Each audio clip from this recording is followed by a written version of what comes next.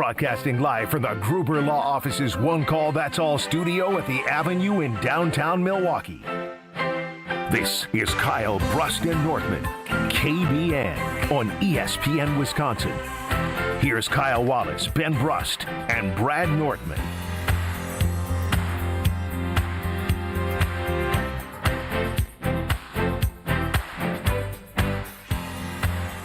It's a beautiful day outside to be alive and enjoying it.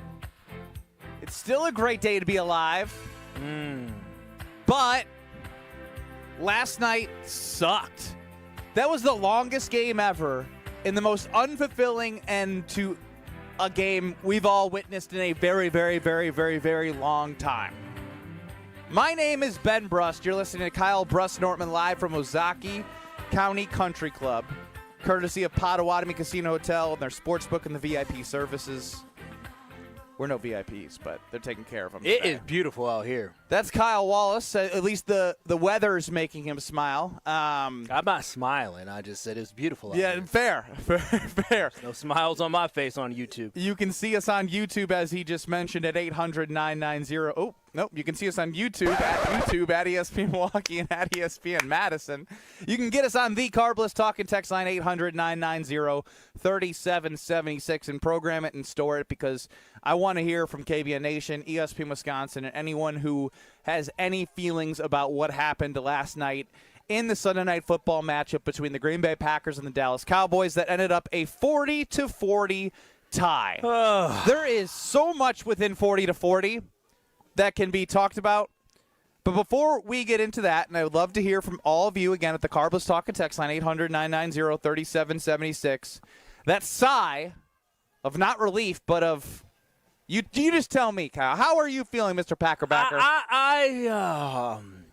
Sometimes losses are better because at least you have an answer. Where again, in the column of what the record is, 2-1-1, I'll take that over 2-2. But I've never gone to bed so confused a day in my life from what I just watched and what I just witnessed and not understanding who and what this football team is. I cannot believe the Green Bay Packers were up 13-0 in this game, and somehow the final score in OT ended up being 40-40. Somehow this defense that we all believe to be so elite, that played so well for the majority of the first half, ended up giving a 40 spot and could not stop the Dallas Cowboys offense whatsoever in the second half, other than one punt they had on the first drive.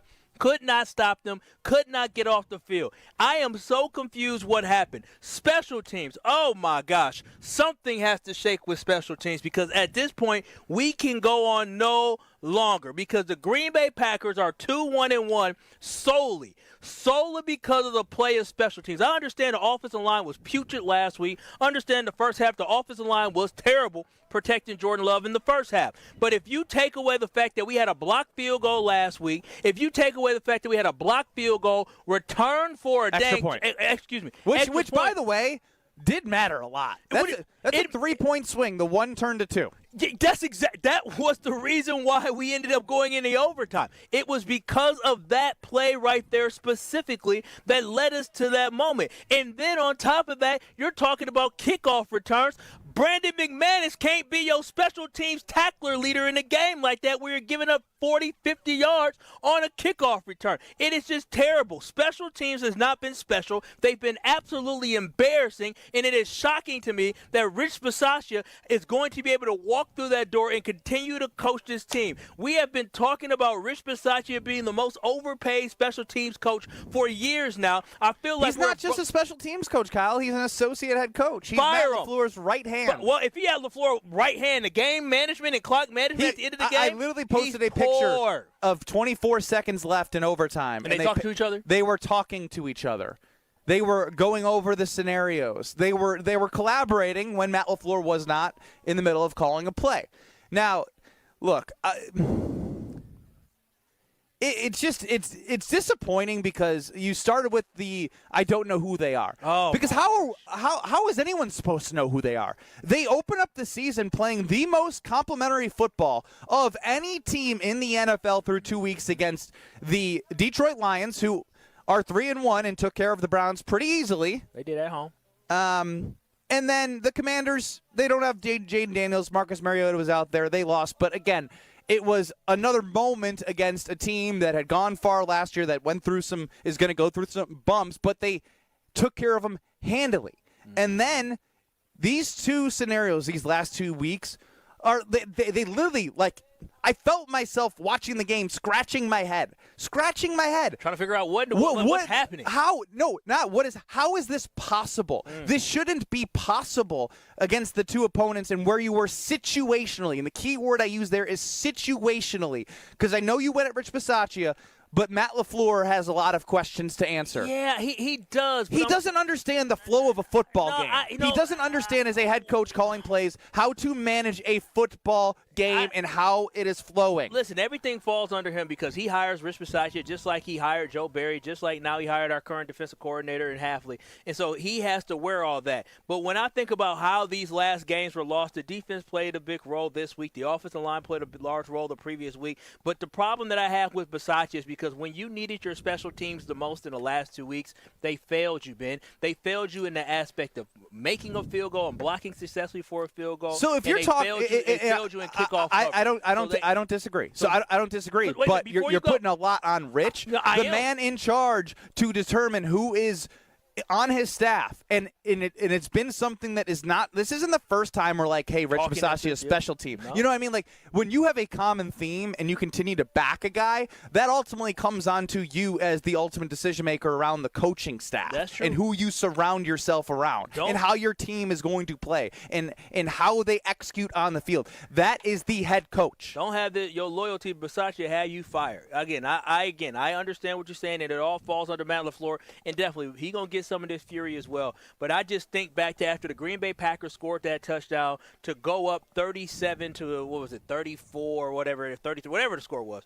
When the Packers went up and they scored that touchdown, all you got to do, and again, there's no guarantees that the Cowboys still don't drive down and score a touchdown, but the thing I'm looking forward to having some type of good kickoff coverage to make the Cowboys have to drive the full field. They could do nothing right. Like, yeah, they got the field goal and they made the field goal, but other areas of the football game that matter so much when you're talking about field position, that matters. And the Green Bay Packers special teams failed in that aspect in a moment that they needed them the most. So, again, my eerie right now is going to be on Rich Bisaccia because we can go on no longer. He's had more than enough time to prove what his value is. And to me, he doesn't have much value because there is somebody else that you can get in there who I'm sure can coach up these guys better. There's something going on where these guys are not being coached good enough every single week on special teams. I am sick of seeing this. Last year we complained about Braden Narvison. The year before we complained about Anders Carlson. Now we're complaining about the fact that we can't even cover correctly. The penalties last year on special teams were absolutely ridiculous. Yeah, that's very true. But that comes down to head coach, and that comes down to Rich Bisaccia getting things cleaned up.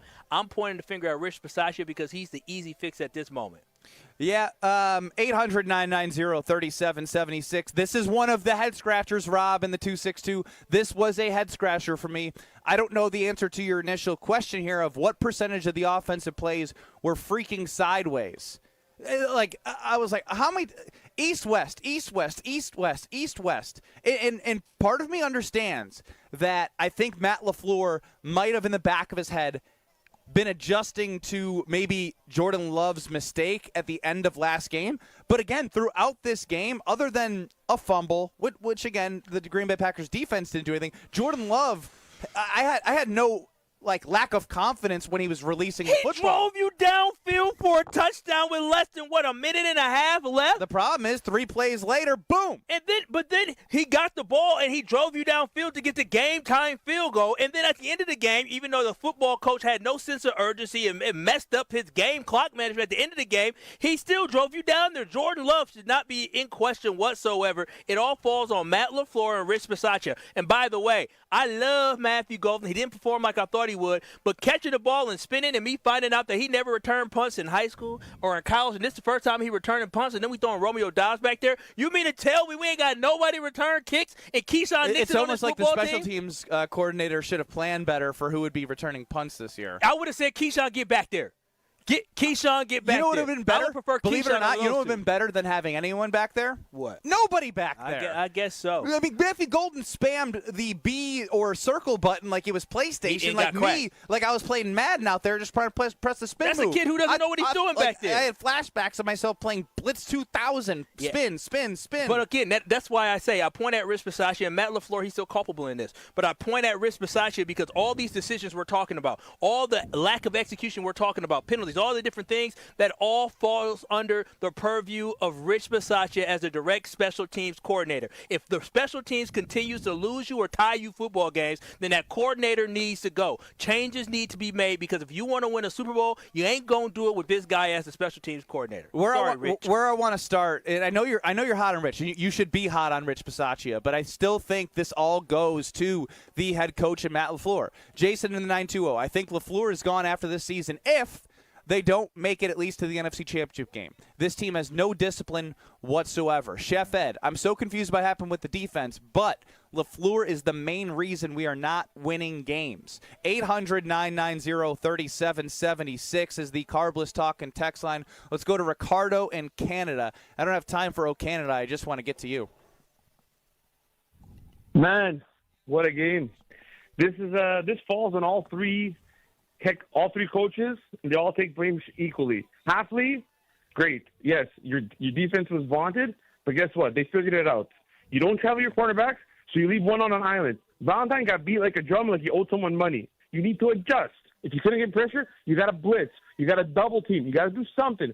Pickens was killing us all day. Third down plays, you know where the ball was going. It was going to Pickens because it was one-on-one with Valentine all day. You got to adjust. Bisaccia, he shouldn't be on the plane. He should be back in Texas finding his employment line because, man, is stealing his money. Enough of the special teams crap, all right? I don't even care. Find a kicker, kick it out the back of the end zone. We'll start at the 35. Enough of this nonsense. And then LaFleur, this man is driving me crazy. If any other coach with conviction drives that final drive to win the game, you're on the 20 or the 15-yard line. You throw the end zone. You go to the end. None of this Golden to the side. No. End zone shots, all right? You play to win the game. Campbell, Reed, Sirianni, all these other coaches who won in the past, they live and die by being aggressive, but guess what? The team will back them up for that. That's the difference. They know what they're going to do. There's no thought. Are we going to go? What are we going to do? They know it's 4 down. We're going for it. We're going to win the game. We're not going to go to tie game. We're going to go to win the game. If we end up tying it, so be it. But we're going to win the game. All right? Enough of this crap. LaFleur needs to stop being scared and start playing like his job is on the line, because it is. Come on. Sorry, Canada. Preaching today. That's Ricardo in Canada on the Carbless Talk and text line. And a lot of the texts right now and calls have a little bit of confusion of, like, again, he brings up what other coaches do. That's the thing. You can ask the question about, like you know what other coaches are doing in situations. Situationally, like, he doesn't have a feel, and you don't know what the identity and culture of this team is. As Jeff in the 920 says, this is all on the head coach of bad time management. Never should have thrown the ball at the end of the second quarter. He blew the last series. He played a lot of play calls as where he would say Charlie check down, LaFraud strikes again. But where I want to start here to get what people feel 40 points. is Matt LaFleur holding this team back? 800-990-3776. You can put it on the poll as well, Strofe. 800-990-3776. Is Matt LaFleur holding this team back? Andy in Grafton, I believe, thinks we're a little too I'll let Andy Grafton speak for herself.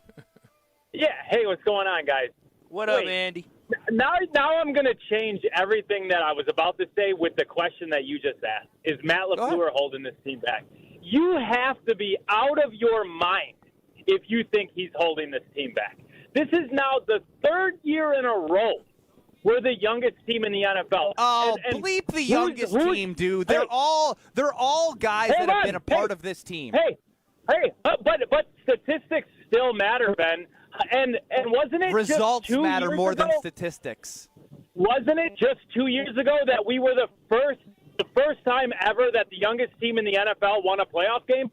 who was the head coach of that team, Ben? What's the trajectory been since that? What's the trajectory been where you feel like Matt LaFleur has them going in a way where situationally the last 2 games that they've gotten and grown from where they were 2 years ago? Look, he went for it at the end of the first half yesterday because Dallas was not doing anything defensively that would have gave you an indication that they were going to be able to stop the Packers. And Dallas has the 31 ranked pass rush in the NFL. So why would he play scared there? Why wouldn't you try to make a play? Now, Andy, did it backfire? Andy. Did it backfire? Yes, it did. Andy, listen, I'm right there with you. I'm actually happy that he did that. The problem I have with Matt LaFleur, if you listen to his press conference, I'm going to talk about this. If you listen to his press conference, in his gut, he didn't feel comfortable doing that, but I feel like that is the problem, is that he doesn't know who he is. He doesn't stick to who he is. If he's a coach that decides I want to be a conservative coach, then be a conservative coach, take a knee and take us into halftime because you don't like where the momentum's going. That's my issue with Matt LaFleur, is that he doesn't know who he is. He doesn't stick to his guns of what he believes he should be doing. But I'm with you. I'm glad he was aggressive. And thank you for the call, Andy. This is Matt LaFleur after the game. If I knew it was going to end like that, we would have gone faster. That drove me crazy. That drove me crazy because of the simple fact that listen, we can get into it. That is my biggest problem with Matt LaFleur. You listen, we're going to get to it, but listen, anybody, make sure y'all listen to his presser at the end of the game, and you will walk away saying, this is a man that does not know who the heck he is. Is Matt LaFleur holding this team back? 800-990-3776. See your calls, see your texts. Strophy's going to let me know who's coming on the other side with us on the Carbless Talk and Text line. We're on YouTube at ESPN Milwaukee and at ESPN Madison. Again, whatever you're feeling, have it be felt. If Andy feels that way, I'm open to hear what Andy feels. But at the end of the day, situationally, it is unacceptable for the Green Bay Packers to have lost both of those last 2 games. Oh, my gosh. I can't believe we should be 4-0. More next. This is Kyle Bruston Nortman, KBN. Yeah, let them do it. I ain't doing it. You're not going to hurt our feelings. Come on. Just mine. Homer, come on. Yo, fuck, I should be doing this time. I should be 2-6. That good enough for you? You need any more? Nobody's as good as me. On ESPN Wisconsin and the ESPN Wisconsin app. It doesn't matter if it's your first betting slip ever or just the first one of the week.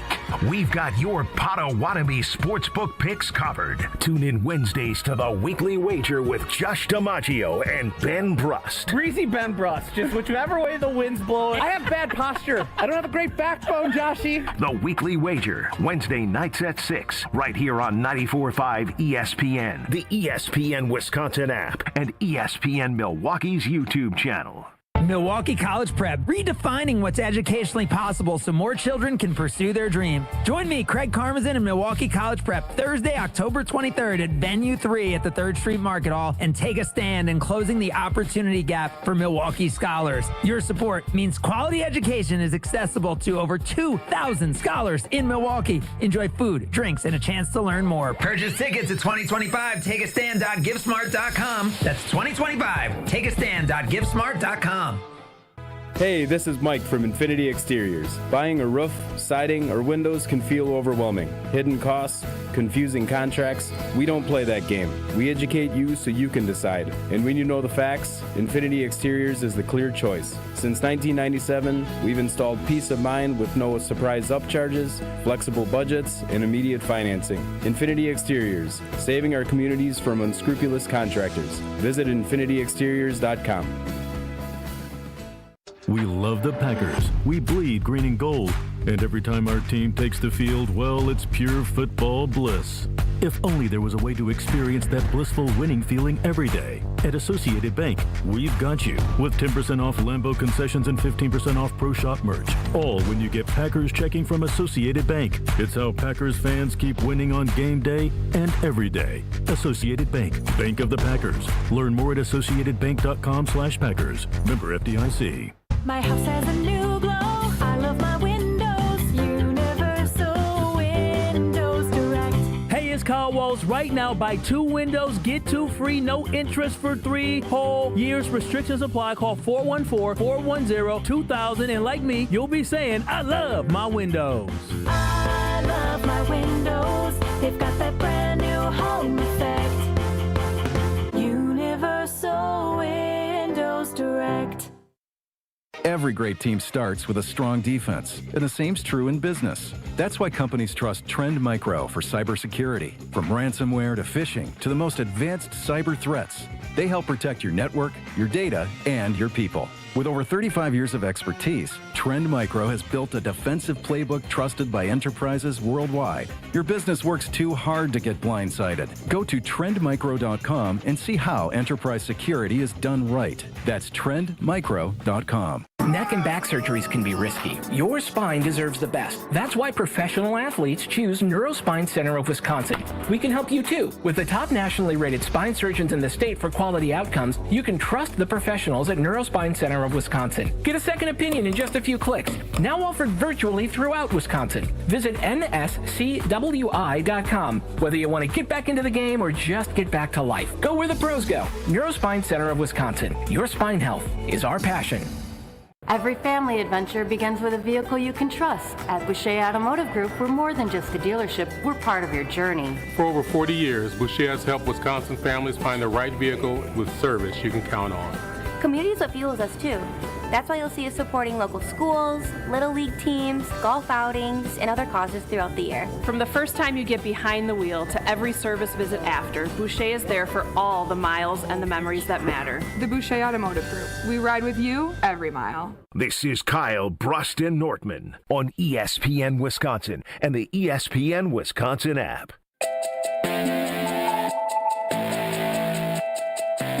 Yeah, that just goes to the level of detail where we're not where we need to be. There's 28 seconds left. We call a play to take a shot to the end zone. They played cover 2. We're going to have checking the ball down, so we have an on-the-ball call to send everybody to the end zone. And we knew that, we used the term ozone, saying that it's got to go out of bounds or end zone, obviously with time remaining. And just the operation was just way too slow. Like, I don't know if our guys didn't know we were in 2 minutes or what, but ultimately the communication's got to get better. Myself to Jordan to the huddle, and that's the bottom line. That's Matt LaFleur postgame after the 40-40 tie against the Cowboys on Sunday Night Football. It feels so icky. Everything just feels so icky. I was going to say they're 0-2. They're not. They did tie. Yeah, they did tie. And a tie is better than a loss. So yesterday, I will admit, going to bed, I said, well, at least we tied. You got there? Well, I mean, I agree. You don't want to take a loss. No. You don't want to take a loss, but the tie was avoidable. Ben, I felt like that game, when the momentum shifted, I felt like we were hanging on for dear life. All right, let's get to the phone lines here, because if you're there, I'm going to try and get to every single one of you. KBN Nation, ESPN Wisconsin at 800-990-3776. The question I've posed to all of you is Matt LaFleur holding this team back right now? And, I feel like even listening to the clip coming in that Alex Strofe producing the show played, I've heard that before. And I don't like Jason Wilde, I believe, is a guy that says they try and preach in Green Bay, make different mistakes. Has special teams made different mistakes? Has the offense made different mistakes? The field goal block was the same. That's also. I also think back to Jordan Love in 2023 in the first half against the Bears. I was sitting next to Alex Strofe up in Green Bay. Alex, do you know exactly what I'm talking about? You were sitting next to me in a Chicago game in Green Bay. What year? 2023. That was the end of the when they made the playoffs? Yes, Jordan Love at the end of the first half threw a ball in which it was in a spot where it wound the clock and they were not able to get points. He didn't throw it out of bounds. He didn't throw it out of bounds or end zone. The same way that Matt LaFleur is talking to me today 2 years later, two seasons later. Ozone. The ozone.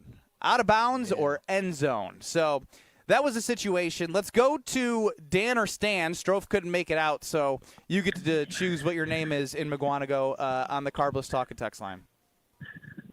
Hey, guys. It's Dan.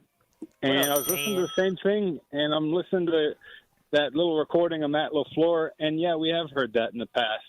It's like, what about Murph? What if we had Murph as our Green Bay Packer coach? I mean, look what happened in the spring. Brewers were falling on their face. They were playing like crap. What happened? He kicked their ass into gear. And what happened? We became the best record in Brewers history. So it's like that's what a coach should look like. And what's the difference? Murph has such a connection to his players deeply. They want to dive through a window for the guy. Does LaFleur have that? Yeah, I think it's an interesting point. Like, I think the way that I know we're talking about two different sports here, one way more physical than the other, but Pat Murphy, like, does a great job of caring for his players, but holding them accountable. Joey Ortiz hits a grand slam, benched the next day because he didn't like the other at-bats where he wasn't swinging at strikes that he believes that he is capable of having better plate appearances. Like, there just seems to be this wishy-washiness of the unknowingness of Matt LaFleur and what this culture and identity is. It goes back to the original segment that we had to start the show of somebody saying this coach would have done it. Too many times after the game, it's like, well, no. Like, what are you going to do every single time? Who are you? Who are the Green Bay Packers? And everyone's asking themselves, I don't know who they are. But we've been asking the same question year after year after year. And again, I think Matt LaFleur is a tremendous coach. You asked that question, is Matt LaFleur the problem? Well, to me, Matt LaFleur, just like anybody else, it has flaws. He has a lot of flaws. But the biggest issue that he has is he has no identity whatsoever. He cannot commit to saying, this is who we're going to be. We're going to play like this. And again, you can hear it in his voice in that press conference at the end where he felt bad because he was like, if I would have known that, if we were going to get stripped like that in that fumble, and that ended up killing us, and that lost us the game. And no. You should say, hey, we wanted to be aggressive because that's what we're going to be. But instead, he was too indecisive. And when you're indecisive like that, it leads to regrets, it leads to missed opportunities, and it leads to negative outcomes like we had yesterday in the previous week before. I hope that Matt LaFleur decides to have more conviction and be more decisive and say, this is the team we're going to be. When it's at the end of the half like that with 32 seconds left, you know what? Let's take a knee. Let's take it inside.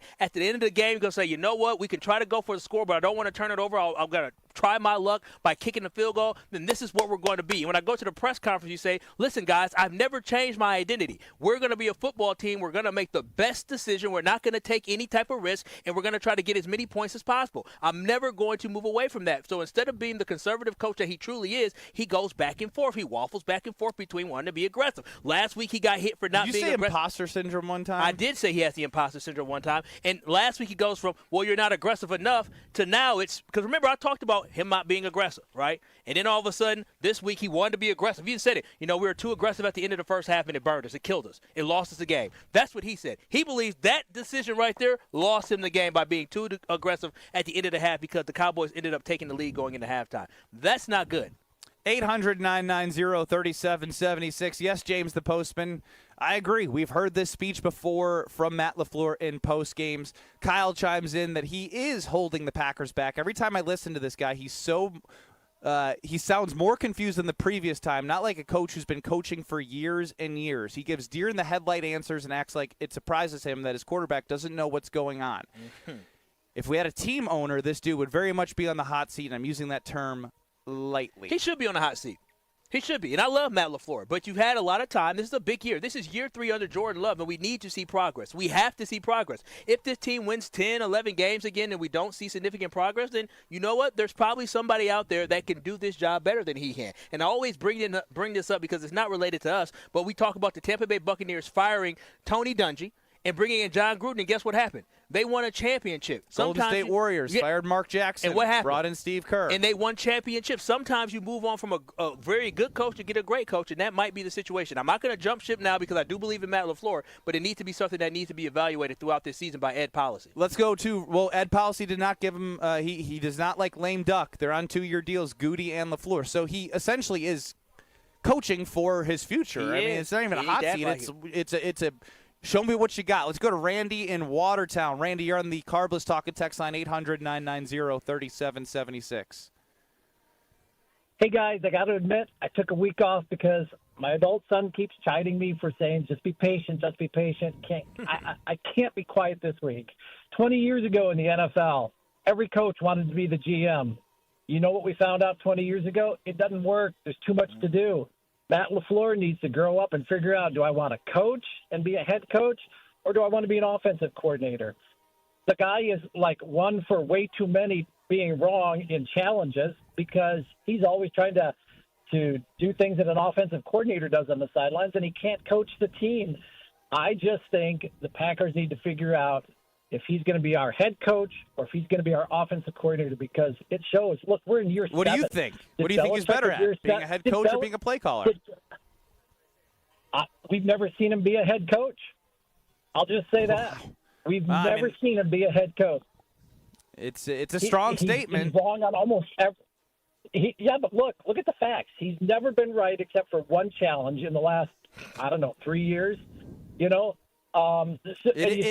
is a surprise when he wins a challenge. Everyone does cheer simultaneously. Well, my thing about this is that I look at Sirianni and I look at and thank you for the call, Randy. And you never listen. You're a grown man. You have to listen to your son. You don't have to be quiet. Yeah. I mean, what route do you want to go? Right? And that's the thing you have to figure out. You can be a guy like Andy Reid, who I'm pretty sure. Andy Reid calls the plays out there in Kansas City.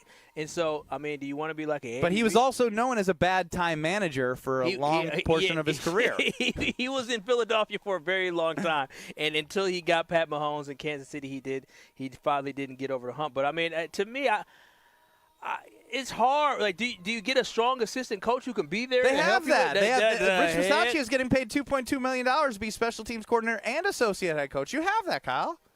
Some people steal money. And then Rich Bisaccia puts in the hours. The results aren't there, but he puts in the hours. If you've got to put in hours and you don't have to have results, what a place to work. I'll say this from a quick special team standpoint. Like, Brandon McManus better be at wherever they were in Dallas. As soon as he gets on the plane, head to the practice facility and try landing the ball at the 2-yard line so it goes in the end zone. So it comes out to the 20 like the Green Bay Packers had to, instead of letting up a return every single time, putting your defense on the ropes, which also wasn't good. And it's just like that was like Brandon Aubrey was a masterclass. He didn't even have the 60-yard bomb and he affected the game, right? He didn't even have the field goals that you're like, wow, look at that. Every single time he kicked it off, he was close, or if not executing the best way you can execute the new kickoff. So, again, another reason when you're watching it in person, 800-990-3776. My Face ID doesn't work, but let's go to Brian in Waukesha. Did I talk to Brian? Hey, how's it going, guys? Hey, what's up, Brian? Hello? Hey. What up, Brian? Hey, players take on the identity of their coach, and you can tell that LaFleur in the biggest moments in the biggest games looks scared, plays scared, and those players, you can tell they're tightening up. They don't have the confidence. They take on the identity of their coach, and you got to go back and look. Goody got him everything he wanted. Got him a world-class wide receiver, Matthew Golden. Got him a pass rusher. Got him Xavier McKinney. Got him Josh Jacobs. He's got every tool you can possibly imagine in that kitchen to cook, and he is failing miserably. So if he's not on the hot seat and if he's not coaching for his job, that's malpractice by the team, because he's got everything he needs to be successful, and he's at this moment failing. Yeah, I appreciate the call, because one thing I was going through my head was all right, am I missing something? Like, did Goody did Goody give him and I'm like, hell yeah, he's got enough. Like, they've invested in a franchise quarterback. They have a top 3 pass rusher, a defensive player of the year candidate. They have a good back end in terms of what they invested in with Xavier McKinney. What I will say, though, is where I agree with Ricardo, calling back to Ricardo's call. We've seen that if you get pressure, the way they play defense works. But if you're going to play zone and be one-on-one on the outside and kind of play your area, they all got cooked. Carrington Valentine, Nate Hobbs. I mean, it was bad, and they didn't. And like he said, they did not adjust at all. I felt like I was watching the same story over and over every drive. So real quick, let's go to Cheesehead Bucky before we get to the rest of you on the other side. 800-990-3776. You're up. What's up, guys? What up? So my thing is, like, when it comes to Matt, like, I definitely believe that sometimes Matt definitely dribbles up in big moments. But I am happy that Packer fans finally don't, like, just automatically hate our DC, because any other defensive coordinator would have gave up 40. They would have been on his bumper. So I just think that we need to look at the defensive side of the ball when our offense did score at 40 points. I think that's a fair point. Cheesehead Bucky, I think that's a fair point. I think the defense deserves to be looked at a little bit tighter, but the defense, at least against the Commanders and the Lions, and even the Browns, like they really didn't give up that many points to the Browns. It was a turnover in a short field. So through three games, was phenomenal. It was a bad performance, but at least you have 3 games of sample size of Jeff Hafley with this new defense really dominating the game. What we do have, though, is a head coach that we can look back at historically of who he's been and evaluate if he is doing a job good enough with the people he's put in place, i.e. Rich Bisaccia and Jeff Hafley. But I believe Jeff Hafley, it was a bad performance, but until it's back-to-back, I'm not going to come here all crazy about the defense. It didn't help that special teams gave them short fields all the time. So 800-990-3776 is the Carbless Talk and text line. If you're on the line, stay there. We will get to you. Is Matt LaFleur holding the Green Bay Packers back? 800-990-3776. More from you, KBN Nation and ESPN Wisconsin next. This is Kyle Brust and Nortmap. Let's get the latest from Lambeau. This is your green and gold fix on 94.5 ESPN. Brought to you by Z-Bart of Greater Milwaukee. Want that mirror finish on your car? You need Z-Gloss by Z-Bart. Z-Gloss is a 3-layer ceramic coating that not only gives your car that mirror finish, it protects it from everything that Mother Nature can throw at it. Visit zbart.com for more information. It was a wild one in Dallas on Sunday night as the Packers and Cowboys game ended in a tie after Brandon McManus drilled a field goal as time expired in overtime. Here's what quarterback Jordan Love had to say following the tie. It comes down to, on Sundays, coming out here and performing, executing at a high level. And so, there is some disappointment in these past 2 weeks, but there's still a lot of stuff to clean up. And, we still got a long season ahead of us, and I still know what type of team we are. The Packers will get a chance to reset now as they'll head into their bye week with a 2-1-1 record. This has been your green and gold fix on 94.5 ESPN. Brought to you by Z-Bart of Greater Milwaukee. Why Z-Bart? Because cars, trucks, and SUVs still rust. They do. Just look around the parking lot. Well, it doesn't have to happen, people. Google Z-Bart rust protection, call Z-Bart, and keep your car rust-free. At Citizens Bank, we believe banking is more than transactions. It's about being recognized and remembered. It's feeling like you're understood and supported along the way. It's the small stuff that says, we know you. Because when your bank gets you, banking just feels better. Citizens Bank. Bank where you belong. Learn more at citizensbankwi.bank/belong. Citizens Bank is member FDIC. Back to school means back to savings with Exterior Pros and Baths.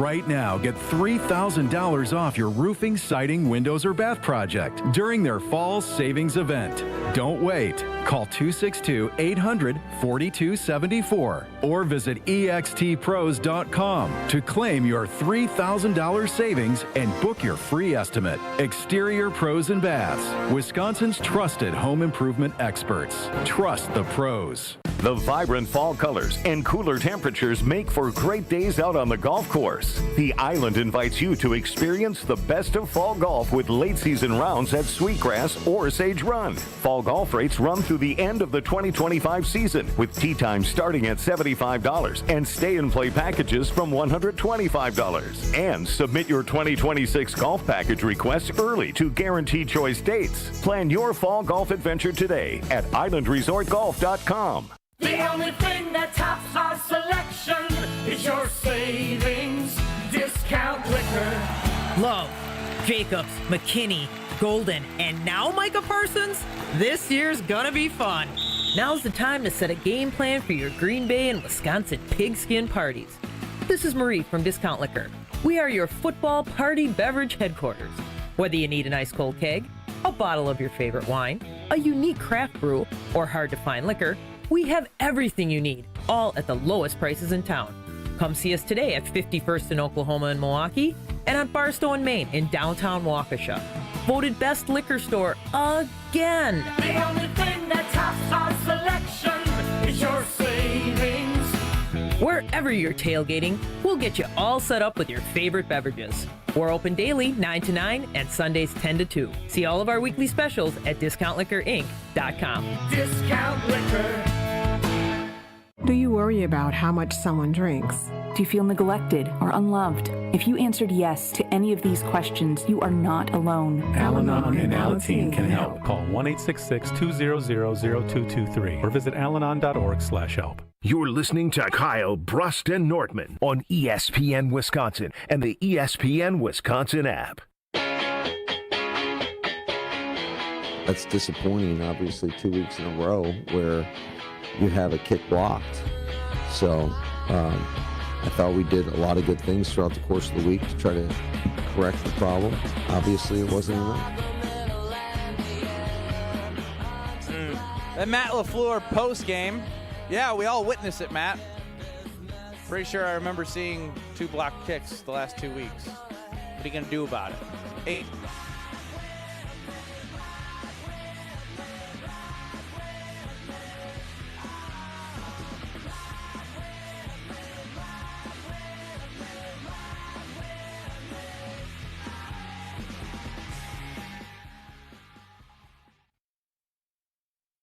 This is Kyle Brust and Nortman. What do you have on her?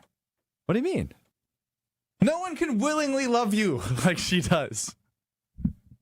You know, on ESPN Wisconsin and the ESPN Wisconsin app. This year, it just feels different. Swing and a miss. He struck him out. Keep it to WTMJ as the Brewers fight their way to a pennant throughout the run of the playoffs. Brewers playoff coverage is presented by the Neurospine Center of Wisconsin and by Annex Wealth Management, Boucher Automotive, and Delta Dental. We are the home of the Brewers. WTMJ. Hey, it's Kyle Wallace. September is here and the kids are back in school. Vacations are winding down. And for a lot of us, that means one thing. Time to refocus on the house. Buy 2 windows, get 2 free, no limit. And to make it even easier, you'll get 0% financing for 3 years. So no interest and no pressure. Don't wait for the first freeze to realize your windows aren't cutting it. Call 414-410-2000 or visit universalwindowsdirect.com to book your free estimate today. You'll be ahead of the game. And like me, you'll be saying, I love my windows. Life's better with Drive My Way from American Family Insurance because we know it's more than just a car. It's your escape pod, your adventure mobile, your memory maker. And we help protect the dreams that drive you. Personalize what you pay for auto insurance and you could save between 5 and 20%. American Family Insurance. Get a quote and find an agent at amfam.com. Products not available in every state. Unsafe driving behaviors may increase your rate. Visit amfam.com to learn more. American Family Mutual Insurance Company SI and its operating company 6000 American Parkway, Madison, Wisconsin. Tito's Handmade Vodka is America's favorite vodka for a reason. From the first legal distillery in Texas, Tito's is 6 times distilled till it's just right and naturally gluten-free, making it a high-quality spirit that mixes with just about anything, from the smoothest martinis to the best Bloody Marys. Tito's is known for giving back, teaming up with nonprofits to serve its communities and do good for dogs. Make your next cocktail with Tito's. Distilled and bottled by 5th Generation Inc., Austin, Texas. 40% alcohol by volume. Savor responsibly. Well, you and I, we make decisions every day, but on Prize Picks, being right can get you paid. Don't miss any of the excitement this season on Prize Picks, where it's good to be right. Prize Picks is simple to play. Just pick more or less on 2 to 6 player stat projections, and if you get your picks right, you can cash in. Prize Picks puts their users first, so all withdrawals are fast, safe, and secure. Prize Picks offers Venmo, Apple Pay, MasterCard, and more for quick and easy deposits into your account this football season. Prize Picks also offers injury reboots. If one of your players leaves the game in the first half and doesn't return, Prize Picks won't count it as a loss. Prize Picks is the best way to cash in this football season. Which players are going to go off? Which ones aren't? Make your picks in less than 60 seconds and turn your takes into cash all season long on Prize Picks. Prize Picks is the best place to win cash while watching sports. Join millions of users and sign up today. Download the app, use code WI to get $50 in lineups after you play your first $5 lineup. That's code WI to get $50 in lineups after you play your first $5 lineup. Prize Picks. It's good to be right.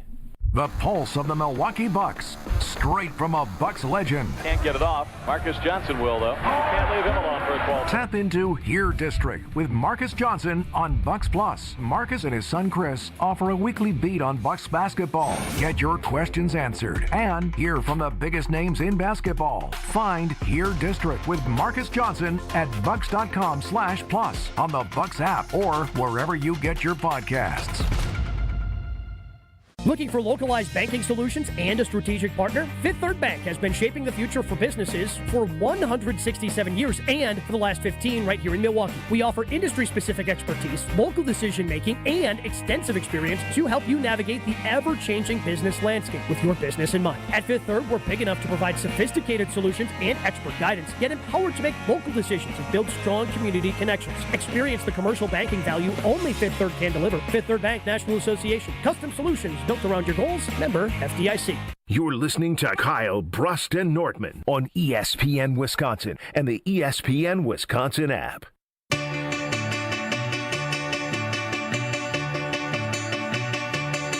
We're back with you. It's Kyle Brust and Nortman across ESPN Wisconsin. Ben Brust, Kyle Wallace, Alex Strofe. What are you hot on right now? What's bothering you the most? Is Matt LaFleur holding this team back? Whatever you got, hit us at 800-990-3776. The Carbless Talk and text line. List is more. What do you say we head on over to Josh in Kenosha? Josh in Kenosha, you're up on the Carbless Talk and text line. What's bothering you most? Well, with the Packers specifically, it's I feel like Jordan Love is not getting enough blame here as well. He threw another interception that was bailed out by a penalty call. I think it was no. Wait, there was 12 men on the field. There was 12 men on the field. There was 12 men on the field. Yeah, but he got bailed out by a penalty. Otherwise, he threw the pick. No, that's trash. He fumbled the ball. Nope, next. Nope, Josh, I love you, but that's trash. That's absolutely trash. It's let's not. talk about the. Yes, it is. Josh, it is. It Josh, is that was unequivocally bad. the worst take of the day. Wow. No, it's not. Yes, it is. He saw that there was 12 men. You can throw whatever kind of pass you want. He could have threw it 60 yards down the field. He could have threw it at the defensive end if he wanted to, and I would not have cared. You don't know if he saw there was 12 on the field or not. Okay. Josh, that's what Even they the call announcers were confused by it. But either way. Okay, go ahead. What about the fumble? Either Josh? way, Hear about the fumble. He still fumbled at the end of the first half, and then is the offensive line because any fault of theirs at all for just letting the guy run through? a little bit, and again, he was also put in a bad situation by his coach. But we all saw what he did at the end of overtime there. It's a complete lack of situational awareness, and I think that stems from Matt LaFleur. But your quarterback is taking it on, which I don't know what's going on with him. Is it because of his personality, his demeanor? He doesn't seem like he's got that dog in him, is what people say, right? He doesn't seem like the guy who can just take over.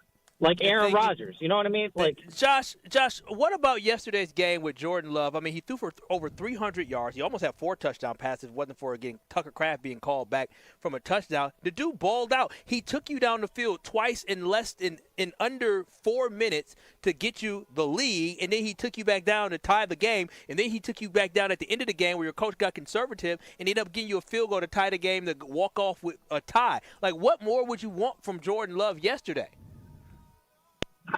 I'm not blaming Jordan Love for he had a great game, but in those situations, you see him rise up if they're going to be what you guys want him to be, and he just doesn't seem to rise up to that level.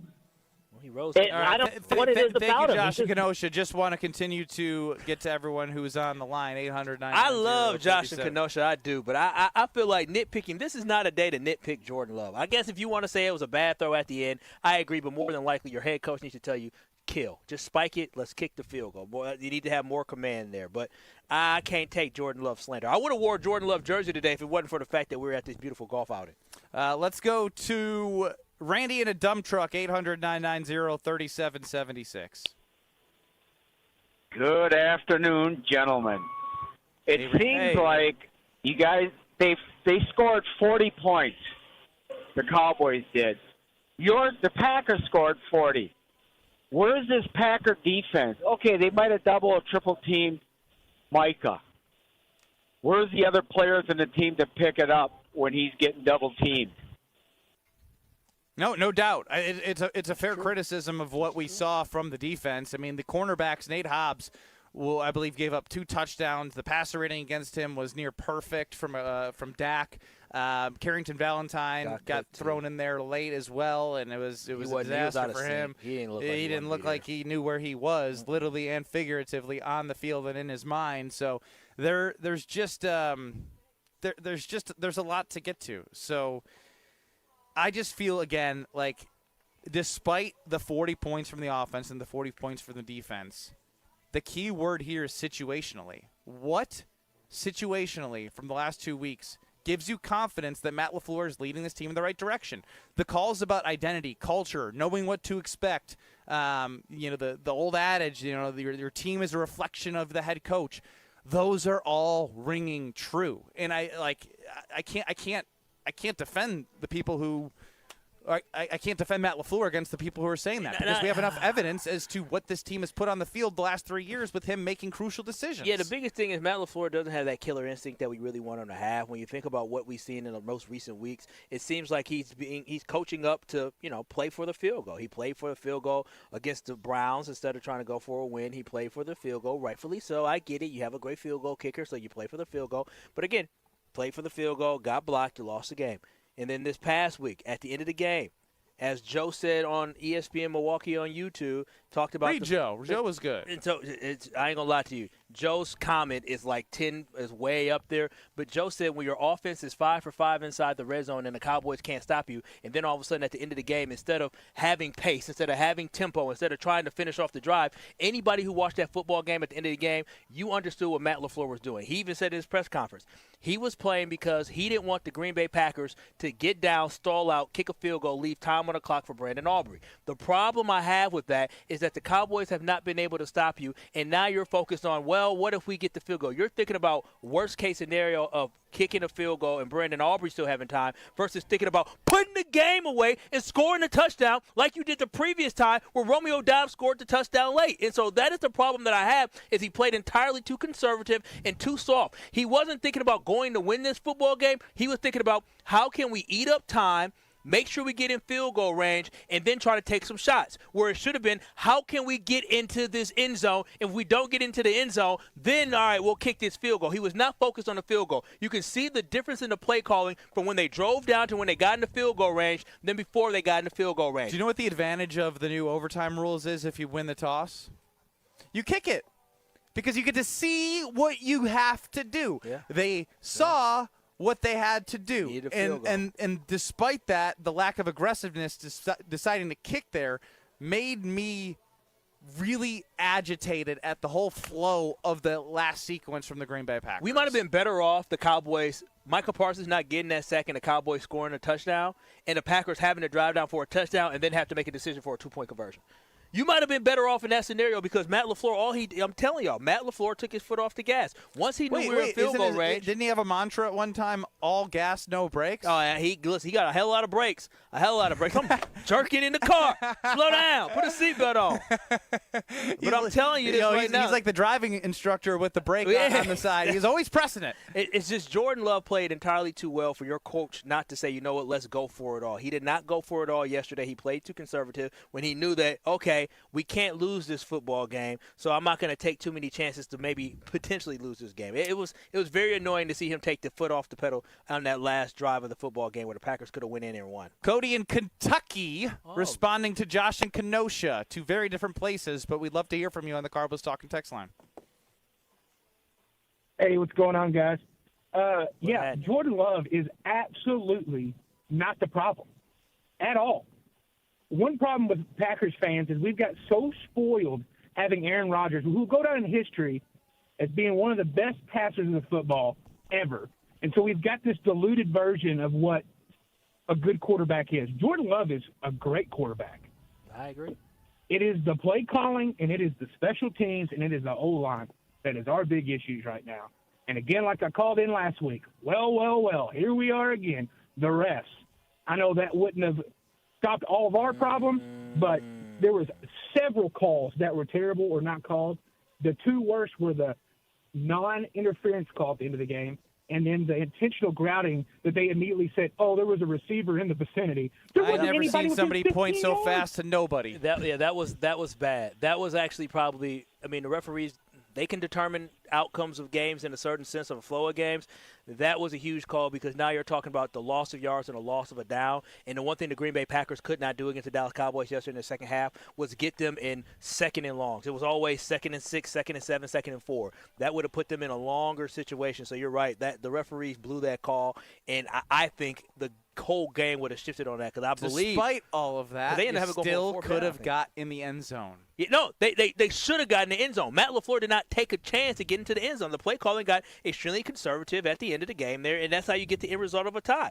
You're able to drive the ball downfield, 14-yard pass, 9-yard run, 13-yard run, 15-yard run, 6-yard run, 7-yard run. But the problem is that they're calling hike 30 seconds, 35 seconds into the play clock. They move with no sense of urgency. He said this was supposed to be a 2-minute offense type thing. Hell, I didn't see it. They had no sense of urgency when they had the ball at the end there.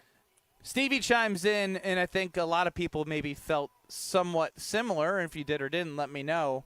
As the final moments unfolded, it was a revelation. I went numb, realizing regardless of what happens, I do not feel confident whatsoever in a situation in December or January. And I think he's pointing to Matt LaFleur again because we're seeing who he is situationally. 800-990-3776 is the Carbless talking text line. What bothered you most in yesterday's game? A lot of recent Love and LaFleur conversation. A little bit of defense. We started hot on Rich Bisaccia. He skated by too long in our program without coming back to him. But I will send it to Alex Strofe back at the Gruber Law Office's One Call, That's All studio. Strophe, no Mr. Irrelevant today for you on YouTube. You want a 60-second timer? I don't know if I need that long. I'm still very confused, to be real honest with you. I'm very confused about what I watched on Sunday Night Football. I'm confused that Rich Bisaccia is still employed and they allow the same mistake to happen 2 weeks in a row. Not even 2 weeks in a row, 2 kicks in a row. On Sunday, which ultimately was the difference maker. The Packers defense only allowed 38 points. Now, only is not the word here. The Packers defense is not as good as we thought it was. They got torched by Dak Prescott, who played a terrific game, and there were some really good plays by some of the players on the Cowboys offense, but they got torched. And Jordan Love, I thought, was good, but there was still a crucial mistake at the end of the first half. The end of overtime was about as confusing as it possibly could be. You have a play, the third to last play, I guess, if you will, if we consider the kick, the final play. That it was that little pass to Emmanuel Wilson, who had a terrific game. But then that play ended, and 22 seconds ran off the clock before Jordan Love took a shot at the end zone. And thank God for the clock operator that they allowed 1 second on the clock. He's the unsung hero, no doubt. Like, for a home clock operator, I was shocked. I guess a tie is better than a loss, but it doesn't feel better than a loss when you allow 40 points to the Dallas Cowboys, who by all means, I guess, in terms of their offense, are averaging more yards than anybody per game this year. But I'm just really, really confused about who the Packers are as we enter the bye week, because I didn't expect that. I expected maybe it'd be a little bit uncomfortably close, but I didn't expect a tie, number one. And number two, I didn't expect 40 points from the Cowboys to make it uncomfortably close. 38 points, really, from their offense. We couldn't stop no-name guys from the Cowboys. I don't even know who was it, LaFell? I don't even know. This was some Florenson. Y'all know what I'm talking about? Yes. I don't even know who he was. Hey, we didn't know who he was. But Turpin making plays like he's OBJ on the man, sideline. like, come on. Like, this defense Keyshawn Nixon thinks it's a throwaway ball from Dak. And Listen. hey, there's a ball in the air. Do we just have to deal Nixon with took Keyshawn? that play off. That was strange. Dude, that I almost lost it because I have a love-hate relationship with Keyshawn. You and Keyshawn, because he annoys me because he thinks he's better than what he is. But the way he was jaw-jacking, I'm like, because I think didn't he get a personal foul that last game? I'm like, Keyshawn, just chill with it. But at the end of the game, for the ball to be heaved up there, 50-50 type ball, and Keyshawn to see the receiver break towards it and him to sit there and watch. And then when they complete the pass, you got to feel like a dum-dum. Just an idiot. Why would you not compete until the end? You got to want to compete. That is inexcusable to allow for that man to run to the ball. Head coach accountability issues. It's not the fact that he caught it. It's the fact that you watched him run back and catch it. You thought he was running back towards air? No, bro. This is a football game. Dak Prescott did a great job scrambling and heaving that up there, and unfortunately, Keyshawn Nixon didn't give the same effort that the receiver and Dak Prescott got in that. That was a huge play.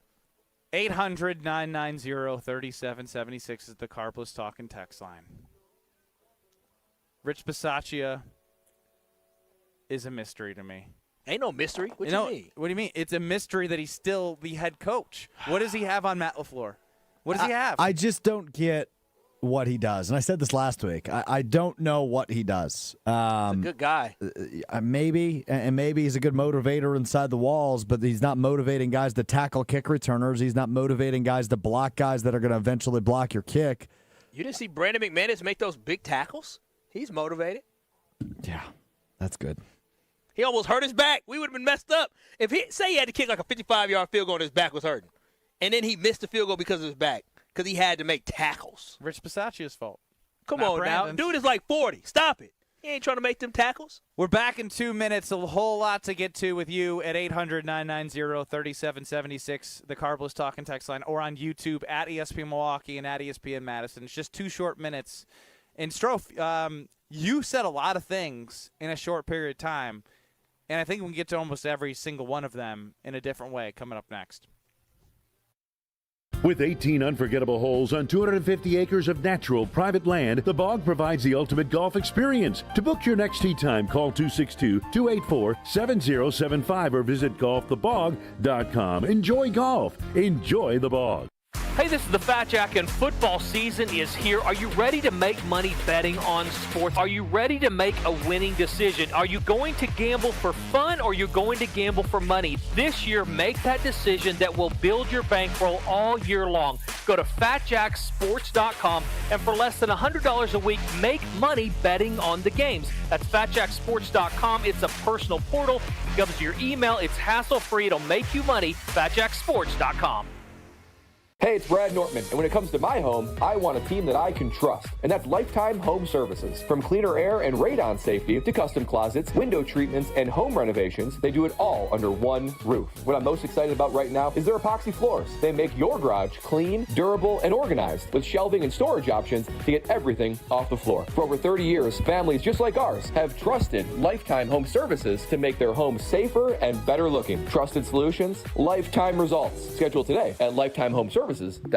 Neck and back surgeries can be risky. Your spine deserves the best. That's why professional athletes choose Neurospine Center of Wisconsin. We can help you too. With the top nationally rated spine surgeons in the state for quality outcomes, you can trust the professionals at Neurospine Center of Wisconsin. Get a second opinion in just a few clicks. Now offered virtually throughout Wisconsin. Visit nscwi.com.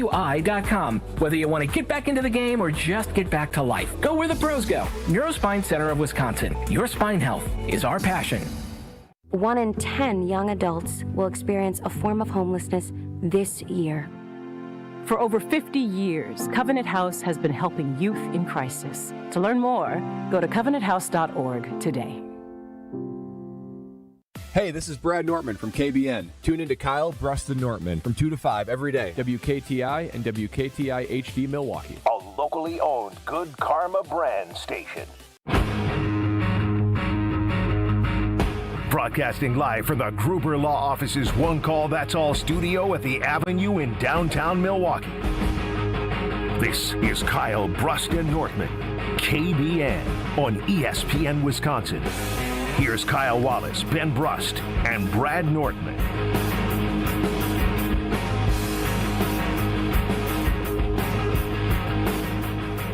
Still no Bradley Nortman, but you got Ben Brust and Kyle Wallace. We're from Wazaki County's Country Club, courtesy of Potawatomi Casino Hotel and their VIP membership services team. We have it on Twitter at KBN ESPN. Is Matt LaFleur holding the Green Bay Packers back? 62% say yes, 38% say no. Strofe's running the show. Back at the Gruber Law Office's One Call SL studio. And if you have anything to get off your chest, we're here for you. I think I think we need to do a better job as we take a look inside, a little accountability time, to be there for people. Because we're a little hot because naturally when you see a game end like that, you get hot. I think we need to be there for people a little bit more. Not today. Okay, fine. It's I'll be there Monday. for people. Yeah. Kyle, you do you. Listen, I'm the one with the pitchfork right now. We leave at dawn. That's the way I feel right now. 800-990-ESPN is the Carbos Talking text line. We bring in Diana and Maguanago. Yes, Diana, go ahead. Ream me out. Yeah, Benjamin, I told you you were going to get a phone call if they lost. A tie is not good enough for me. It's not good enough for What me happened? either. But take your gripe out with that on the floor. Was so easy.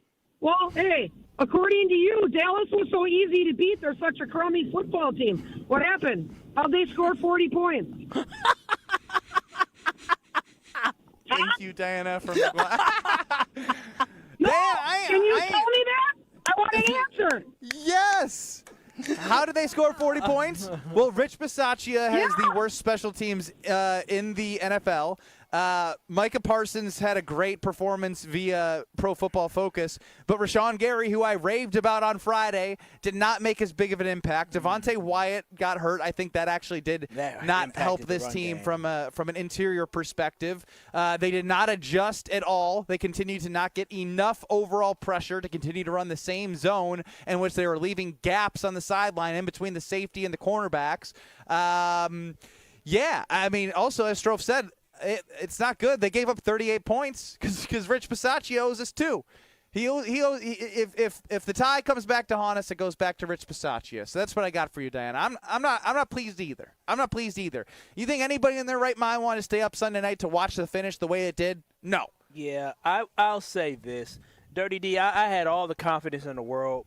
Week 1, I was confident. Week 2, I was extremely confident. Week 3, I was very confident. And even week 4, last night, I was extremely confident. All that is out the window. Like, I still think this is a good football team, but I don't know what this football team is, right? I thought we were for sure in the top 3. I thought it was the Green Bay Packers, the Philadelphia Eagles, who, by the way, their quarterback completed 0 passes in the second half, and the Detroit Lions. Those were the 3 teams that I thought were the clear leaders in the NFC. After last night, I can't say with any, conviction and confidence that the Green Bay Packers, though we beat the Detroit Lions, that we can go ahead and beat the Detroit Lions in the playoffs. This team needs to do a lot of soul searching over this break and figure out who the heck they are. But more importantly, Matt LaFleur needs to figure out what is it that he wants this team to be based off the personality and the coach that he is. Because right now, they don't know who they are, and I think a lot of that has to do with the coach not knowing who the heck he is. Let's go to Hank in New Berlin. You're up on the Carbos Talking text line, Hank. Okay, I have a question on a call in last night's game, in which the play was where Dak Prescott, the ball slipped out of his hands. Mm-hmm. I'm getting older, but I swear that ball grazed the helmet of an offensive lineman, which would have meant illegal touching, and why wasn't it looked at? I don't know about the illegal touching, but I think if it slips, I don't think because depending on the slip and the momentum, it could be a fumble or it could be an incomplete pass. It looked like it was an incomplete pass. I don't know if it slipped. It looked like he was actually just trying to kill it, and he threw it into the ground. The biggest thing on that one in question that we discussed before, it looks like it should have been intentional grounding because there was no one within 15 yards of that pass. Yeah, and Hank, I do appreciate the call. It just leads to the fact that I think Diana's got me in a place of I really, and you did too, and you've been spot on in terms of those first 2 games. Last week was obviously one where I think 99 times out of 100 you win that game up 10-0 with 3 minutes and 30 seconds left, and now you're in a situation where we're reacting to what is just a lot of confusion. A confusion of how it ended up that way late in the game. How you could have the same mistakes over and over. Another block kicked, as Alex Strofe mentioned. Rich Bisaccia, being the associate head coach, getting paid $2.2 million to have special teams play as poorly as they did. A defense somehow shut the Lions down, the Commanders down, and do basically everything they need to do against the Browns except, the Browns getting handed a gift from Jordan Love in a short field. It's just confusion. It literally doesn't seem possible that team could give up 40 points to the Cowboys. Excuse me, 38. 38 points to the Cowboys. Yeah. They are too talented. And if you do, here's one thing I'm seeing sparingly. If you don't think they're talented and you don't think it's on Matt LaFleur, then you think it's on Goody. No, they're talented. But I can't. Based off what there's been 4 games, and based off what I've seen, I can't say that the talent isn't there. No. I just can't. It is there, and I know there's injuries. And the Week 5 bye comes at a good time, but I am sitting here in a spot of asking the same questions I feel like I've been asking myself for the last 2 years.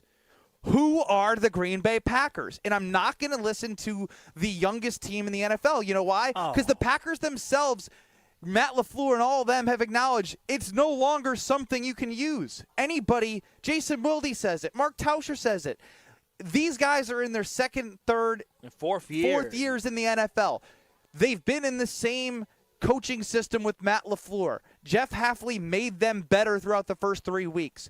Now, the only thing I can't say is that Rich Bisaccia makes the team better, because I can't say that because I feel like I'd be lying to you. But I'm having a tough time in this 3rd year of Jordan Love. We all knew when Aaron Rodgers was on the Green Bay Packers, you were going to compete other than the last year, right? 2019, 2020, 2021. 2022 was a train wreck for many reasons. Even the last year, you went 8-9. To that point. But it cultivated to a point where it was unhealthy for everyone. Before that, you knew what the expectations were. Somehow, some way, they're going to get to the playoffs. If you get to the playoffs, you have a chance.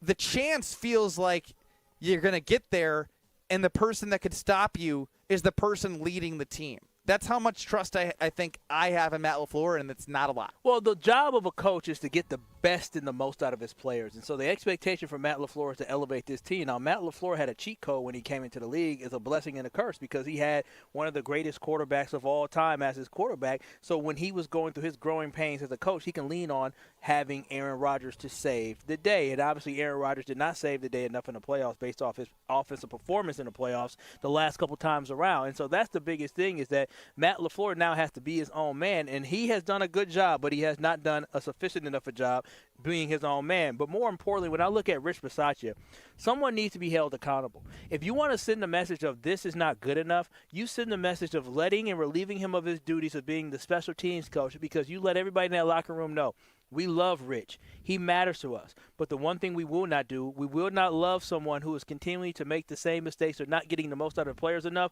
where we're going to sacrifice victories. It is not fair to this team. It's not fair to this organization for Rich Bisaccia to sit here and not live up to the expectations and make sure that these special teams is as special and as great as it can be. It is inexcusable to have a missed field goal in 1 week, a blocked field goal in another week, and a blocked field goal another week that was returned for a 2-point conversion type thing. That is unacceptable, and it's unacceptable about how this kickoff coverage has been. This is all bad. In the first couple weeks, this is bad. And if you continue on this pathway, guess what? It's worse than bad, Kyle. Bad is putting it in. But if we've seen bad. But we have to understand, special teams can lose games. You know how we know that? Because remember the 49er game where the Packers had, and guess what? 2021, I think it was. which would have been, obviously the 22 of January, in which you lost at home as the number 1 seed. But the problem is special teams lost you that football game. Special teams can lose you games. We saw with field goals, with the fact that he's praying when Anders Carlson goes onto the field to kick field goals. Special teams can lose you football games. So with that being said, if Rich Bisaccia is a weak link and he can cause you from being a championship team, he's got to go, and he'll send a message to this team that we will not allow anyone, no one, to sit here and drag us down, because that's what Rich Bisaccia is doing right now as a special teams coordinator. I think keeping him around is a bad reflection of him as a coach as well, right? I'm keeping my guy around. And what's the standard? What happens when, it comes back to bite you later, when your new president is evaluating you in this with 2 years left in your contract and you want to play for your job? You said the word unfair a lot. I think it's also unfair to Palermo's, because Palermo should have a Victory Monday right now. I should be telling you about Victory Monday, brought to you by Palermo's. But what I can still tell you is I went to the local grocer and I have the perfect combination. I have the Boss Hog, which is the original Screamin' Sicilian, ready to go. I have the Tavern Style, which is a thin and crispy, ready to go. And I have a Cheez-It Pizza, which the bake time's 8 minutes, ready to go. That's I was quick. checking out, they said, Cheez-It Pizza? And then I got to tell him how the bake time is 8 minutes and how great it is, the perfect mold of the Cheez-It flavor with your normal. When I say normal, it's not like normal crust, but I know that it's the Palermo's crust that they mix it together. And I can't wait to try that next time. And I was like, you're not going to try. You're going to be having it over and over and over again. And the real test I'm going to have is, since my wife is out of town, do I end up doing frozen pizza Monday, frozen pizza Tuesday, frozen pizza Wednesday for me and my daughter? Hey, you ain't missing out. I had Palermo's. We couldn't choose which one we wanted, so we had both of them, the barbecue chicken and then the I'm stuffed pizza as well. That's the stuffed crust cream of Sicilian with that cheese. So find Palermo's in your local grocer's freezer, and they were robbed of Victory Monday. And I will do my best to eat as much Palermo's to make up for what happened yesterday. Jason Wilde is going to break down everything from yesterday with us on Kyle Brust-Nortman across ESPN Wisconsin. You're listening to Kyle Brust-Nortman. If I was as tall and as talented as you, if I could shoot as well as you could, both them teams would have won. Because you know what? You did a fake punch, you said, in the Rose Bowl. Yeah. And I would have did fake point. I would have took it to the house. I would have scored a dang touchdown. On ESPN Wisconsin and the ESPN Wisconsin app.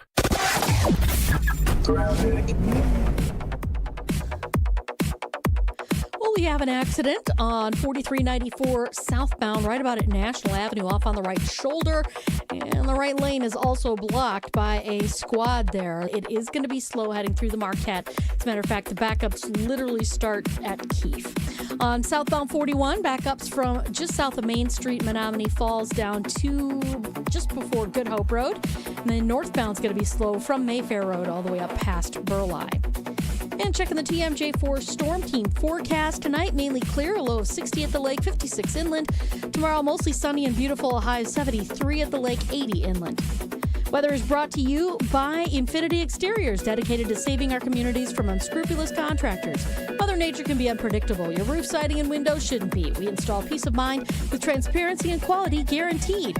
Visit infinityexteriors.com. From the WTMJ Traffic Center, I'm Debbie Lazaga on 94.5 ESPN. With Wilde and Tausch, you won't miss a play. We have had great offenses around here for a long time. And we've sat there, can the defense be good enough? And we have #fired every coordinator on defense we've seen. Presented by Pella Windows and Doors of Wisconsin. We don't need no more fire. The hashtag guys, because Jeff Hafley ain't going to get, you're not going to get hashtagged with Haf because he's been an absolute home run hire. Weekdays from 9 to noon on 94.5 ESPN. ESPN Milwaukee's YouTube channel and the ESPN Wisconsin app.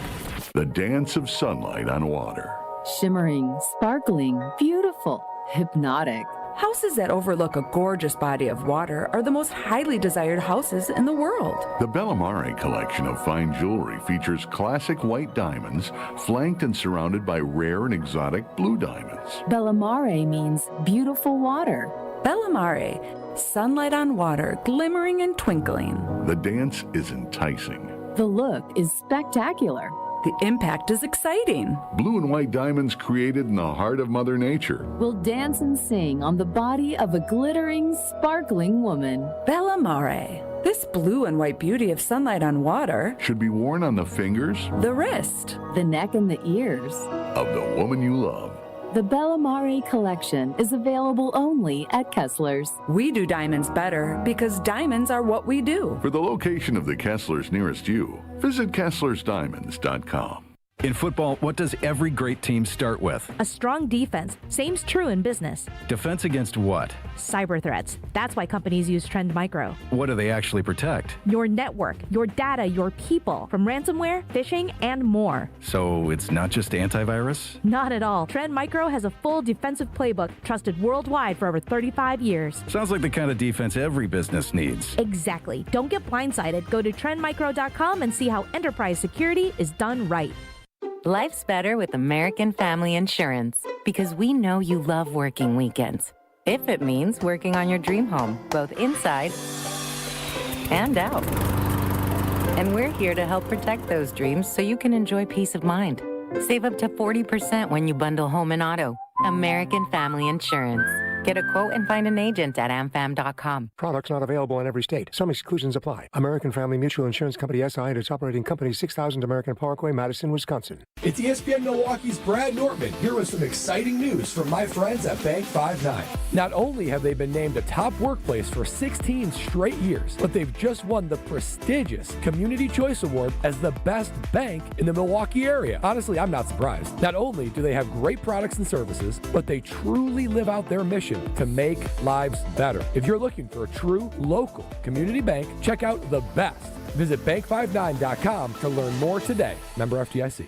You're listening to Kyle Brust and Nortman on ESPN Wisconsin and the ESPN Wisconsin app. There's a little groupthink going on there. I'm not going to disagree. Three-time Wisconsin Sports Writer of the Year. He is a good general manager. Anybody who disputes that, they have other issues. Holding everybody accountable. I'm not sure that was good enough for us to even play on our show. Jason Wilde is on Kyle Brust and Nortman.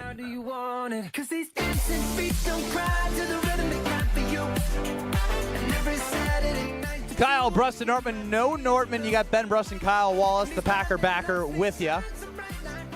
Joining us now across ESPN Wisconsin is Jason Wilde. Listen to Jason 9 to noon across these very stations. Jason, how are you? I'm great. How are you guys? I'm glad somebody's great. Yeah. I am happy to hear that you're great as well. It's nice not to have the outcomes of the football team affect your mood. I'm blessed that way. No, you're rubbing it in. You went too far there. You went too far there. You know. Well, I'm a little worried he can be on a Monday. That's funny that you say that because I'm a little worried that you guys might be going a little bit too far too. Really? All right, please share. Well, no, I'm eager to hear where you guys are at in the wake of this defeat, and especially Kyle, who, you know, his team has gone from going 17-0 to 2-0 to 2-1 to 2-1-1. So now, you know, I assume he's, you know, anticipating 15-1-1. But I'm guessing that he's overreacting a little bit. That's just my instinct. I don't think I'm overreacting too much, but let me know, Jason. So really, when I look at this game, I'm not mad at Jordan Love at all. I'm very disappointed with Matt LaFleur, but the eerie for me is focused on Rich Bisaccia, because when you look at week after week, it seems like special teams is doing something to negatively impact his team. Now, he can't control a missed field goal from Brandon McManus. That happens, right? But a blocked field goal one week, and then a blocked field goal the week after that gets returned for 2 points, so basically it's a 3-point swing, and then poor kickoff coverage, especially at the end of that game yesterday where your kicker is making tackles at the 40 or 50-yard line. That's not great. So, Jason, how does Rich Bisaccia still have the duties of being the special teams coordinator? Yeah, he's Matt LaFleur's consigliere, and so that buys him a lot of goodwill. You're not mad at Jordan Love at all? No, because I feel like the sack at the end of the half was the offensive line just being very, very bad in the first half that caused that to happen. Well, what about not getting everybody up to the line and taking it down to 1 second on the final play before the game-tying field goal at the end of overtime? Whose job is to really coach him up on that? Because on that whole he's come on, he's in his third year as a starter. He knows what the clock says. Yeah, he's got to have more urgency too, and the rest of his guys do. I agree. Who coaches that urgency? Oh, come on! But again, who coaches that urgency? Matt LaFleur. Matt LaFleur needs to be saying, "Hey, let's go," because they were not lackadaisical, but they were moving. They weren't moving fast. No, they were. Really. I think lackadaisical. I think that's fair. I think they were. But again, but it has to be. Look, and I know we live in a world where everything is it is this person's fault, or this is the one reason why they lost, or whatever it may be. There is ample blame to go around. I am certainly, when I say that some of that is Jordan Love's responsibility, that doesn't mean it's solely his responsibility. The lollygaggers, if you've ever seen Bull Durham, you lollygag around the bases. The lollygaggers on offense, they all lacked urgency, so they all deserve some of that. Certainly, Matt LaFleur deserves criticism for that too. So again, it's not exclusively Jordan Love, but in that, it's in the most critical moment of the game. It's the difference, frankly, and I think it was Adam Schefter that pointed this out. If that throw goes over Jack Sanborn, former Badger, and Matthew Golden, instead of hitting Jack Sanborn, that last second ticks away, and they lose. And so, to say, oh, I'm not mad at Jordan Love, I'm not saying you should be necessarily mad at him, but he bears some responsibility. Matt LaFleur bears a lot of responsibility. It was his harebrained idea to try and put points on the board at the end of the half when his guys had like 20 seconds and no timeouts. That was dumb. He absolutely deserves criticism for that. He deserves criticism for playing what I would say was to not to lose.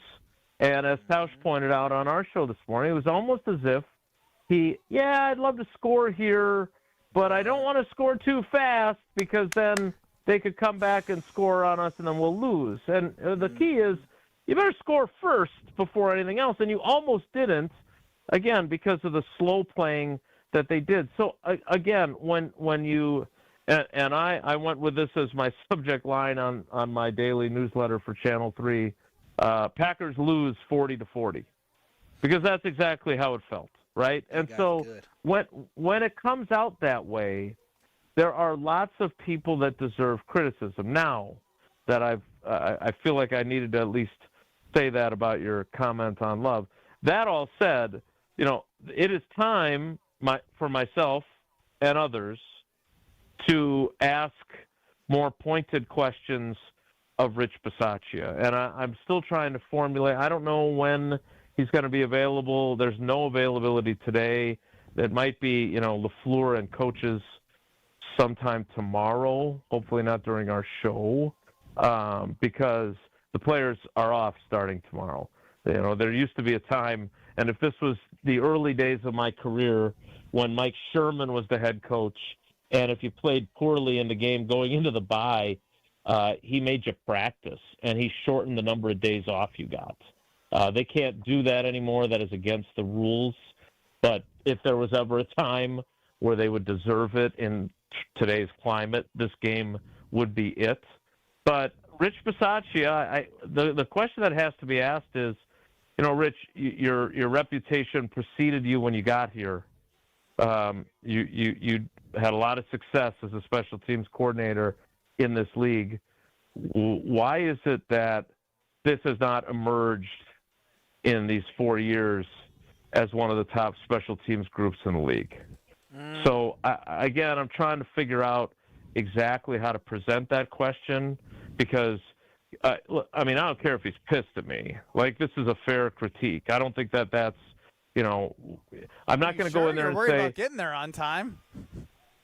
I do worry about that because nobody likes to be late, right? But it's true that, we have to ask questions that sometimes people don't like.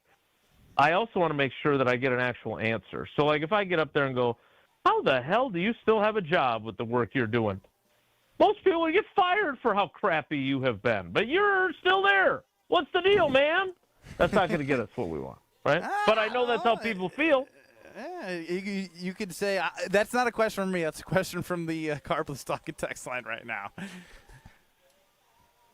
Yeah, I think it's a fair criticism. He certainly deserves criticism. Matt LaFleur deserves to be asked about why they can't see. This is a sneakier, obviously the blocked kicks are a problem, right? Everyone knows that. But one of the things that I don't understand is putting Matthew Golden out there as your punt returner when he told us point blank last week he had never returned punts before now. Like, he didn't do it in high school at all. He didn't do it in college at Houston or at Texas. So, that's why would you – I know he's a good athlete, and I'm sure you think he can do it. But, it's not like he spent all of training camp working on it, right? It's not like he had – they said, okay, we're going to start prepping you to be our punt returner because Jaden Reed's going to break his collarbone. So they throw him out there to the Wolves with no experience beyond what he's gotten in the last couple of weeks and catching some punts during training camp, but not like full. He has no feel. He's let the ball bounce twice. He did that spin move where he just got obliterated. I'm glad they took him off the field. Now, of course, they replaced him with a guy wearing a Guardian cap who has a history of concussions. So I'm not sure that was the best decision either. Jason, I was thinking the same thing. Baby girl, my fiance said, "Oh, look at that little hat he has on." Look, I'm going to let you frame the question however you feel is best because you've done this a lot longer than I have. I guess as we're talking with Jason Wilde here on Kyle Brust-Nortman, I think the frustrating thing as I watch the Green Bay Packers is listening. I think you've said either you've preached this or the Packers have preached this. Either way, this is a phrase that works.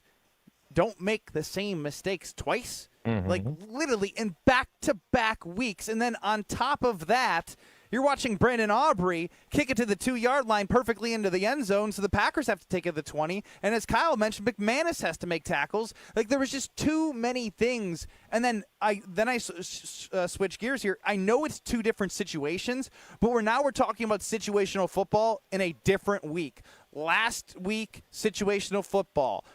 Do you pass? Do you trust the quarterback? Do you run? And it's almost like there's a lot of confusion today amongst fans, in my opinion.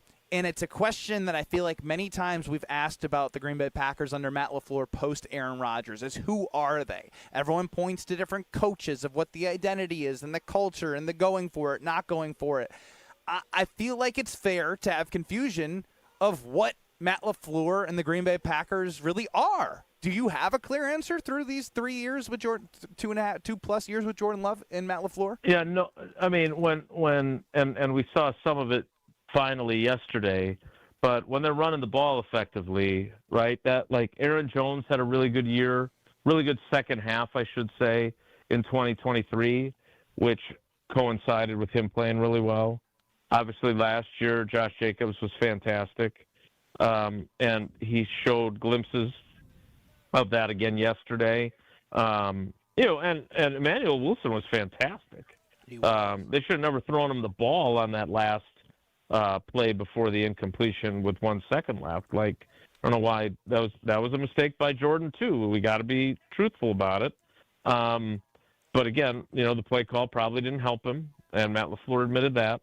But no, they don't. Look, the identity of your team, or at least of your offense or defense, whatever side of the ball you're talking about, is predicated on who your stars are, who is the guy that you look to in crunch time, right? And on defense, you look to Xavier McKinney to come up with a big play in the back end. You look to Rashawn Gary, who was invisible largely yesterday, it felt like, after leading the league in sacks through 3 games. You look to Micah Parsons now, who had the one really impact play where I think he prevented the touchdown with that sack. But otherwise, he had some pressures, no doubt about it, but he certainly didn't tilt the field significantly in their direction. And then on offense, you need Jordan Love to be that guy. And in fairness to him, Tausch said this today on our show that play, Aaron Rodgers doesn't do that. Like, Aaron Rodgers they don't end the game the way they did on offense if Aaron Rodgers is their quarterback. And I said, in fairness, they might end the game that way if it's the 3rd game of his 3rd year as the starter, or 4th game of his 3rd year as the starter, right? Like, if you think back to 2010, there were some bumps in the road for that team too. Yeah. And so, maybe Jordan Love's not quite there yet, but you need him to get there. You need him to reach the point where when the game is on the line like that, you're not sitting there as a Packers fan questioning whether you could trust him, feeling nervous about whether or not he's going to make the right play, because this is 2 weeks in a row in a loss and a tie that feels like a loss, where in the final seconds, and his apologists, who he doesn't need or ask for, but they're out there, can say, well, it's LaFleur's fault and it's Bisaccia's fault. And yeah, it's their fault too. It's not exclusively Jordan's fault. But your identity will be forged by how he plays in crunch time. And if you remember, in Rodgers' development into becoming the star that he became, there were times when he didn't get it done at crunch time either. So let's not pretend that this is a Jordan Love only thing and he can't become a great quarterback. But right now he's not there yet. And great quarterbacks make the plays in those moments, and he has not made them at this point. He had a great game otherwise. I hear you, Jason. I guess it's just so hard for me to bring criticism down on Jordan Love when he was able to drive you downfield to get the go ahead and then drive you downfield to tie the game. Oh, he was great. Don't get me wrong. Don't get me wrong. He had a phenomenal game. Like, they were 9 of their first 11 on third down. He was a freaking stud yesterday. But you are also judged on what you do in the final seconds. And 2 weeks in a row, they haven't gotten it done. That doesn't change how good he was the rest of the game. Because, my God, he brought it back from what? 16-13, 23-20, 30-27, and 37-34, right? Like, he brought him back like 5 times to force overtime. So they were behind. It was back and forth. So he deserves all the credit in the world for that. He threw for over 300 yards. He threw 3 touchdown passes. He had a great run with his legs. Again, and this is why I'm not good at this job, because I am always so nuanced, and that's not always the easiest way to do it. Jason, I just got a quick question with the DBs. Hobbs, Nixon, Valentine. What happened yesterday? They didn't get enough pressure, and they kept doing zone. Yeah, I thought Nixon played fine, except for obviously, I think he just assumed that play was over, which clearly it wasn't, and ends up being an enormous play. Well, he's standing in the end zone. I don't know if he had his hands on his hips or not, but it felt like it. And then, I had my doubts about Hobbs from the beginning. Right now, I know we all love Goody, and we think he's done an amazing job building this team, but the early returns on Aaron Banks and Nate Hobbs are not positive. They've had injuries. Nate Hobbs did not play well yesterday before he went out, and then Stroh's guy, Carrington Valentine, went in and played just as poorly. And that's how you end up with a team that didn't have CD Lamb available tying you. Well, Jason, I feel like we could do this for another 3 hours, but we have to continue the program and look forward to talking to you on Thursday and hearing whatever you get to ask Rich Bisaccia when you get the chance. Yeah, I don't want to do this for 3 more hours either, so we're good then. All right, boys. I appreciate you. Take care. Be good. That's Jason Wilde. Listen to him. Monday through Friday. I mean, no, Jason's good. Jason did a good job trying to make me feel better and also trying to settle me in. The nuance doesn't change anything that I feel. No, I mean, he wanted to bring something up before he got to Rich Bisaccia, and he basically said it. Like, he agrees. Rich Bisaccia is a problem. He is absolutely a problem. But what about the fact as he tries to skate by, like, Jordan Love should be doing this in year 3. Like, there was a 2-minute there was timeouts too. Like, what was the conversation between Matt and Jordan? Like, that's what I want to know, right? Like, hey, like he should be on the side. If he wanted him to spike it, right? He should be on the sideline doing this, spike. Or he's in his helmet controlling before a certain amount of time before it goes away. Hurry! But the guys were jogging slow back to the line. Yes. What was the expectation? And that's my whole thing is that if you see somebody jogging on the football field and you think they need to have a sense of urgency, you light them up. Let's go. But a place you should go, American Family Insurance, because life's better with American Family Insurance. That's because their agents will make you feel totally protected with a home, auto, or life policy that is right for you. Also, you're free to enjoy your dreams. You already know what it is. American Family Insurance. Insure carefully. Dream fearlessly. Visit them today at amfam.com to find an agent near you. Or if you want to get a quote instantly for a home or auto insurance, all you got to do is go to amfam.com and boom, just like that, you'll be able to have a quote right there. If you're like me, you like talking to somebody, you can also find an agent near you. Of course, always with American Family Insurance, insure carefully, dream fearlessly. American Family Insurance.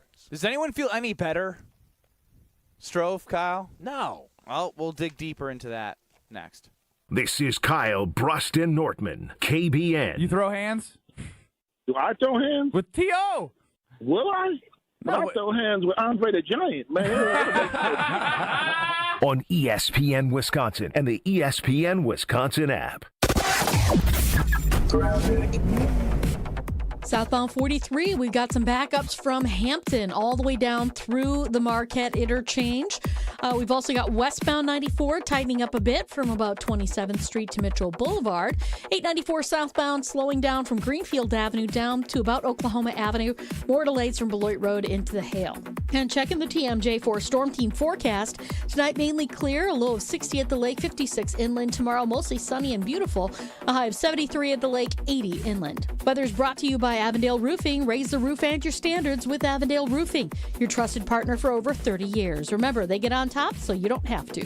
From the WTMJ Traffic Center, I'm Debbie Lazaga on 94.5 ESPN.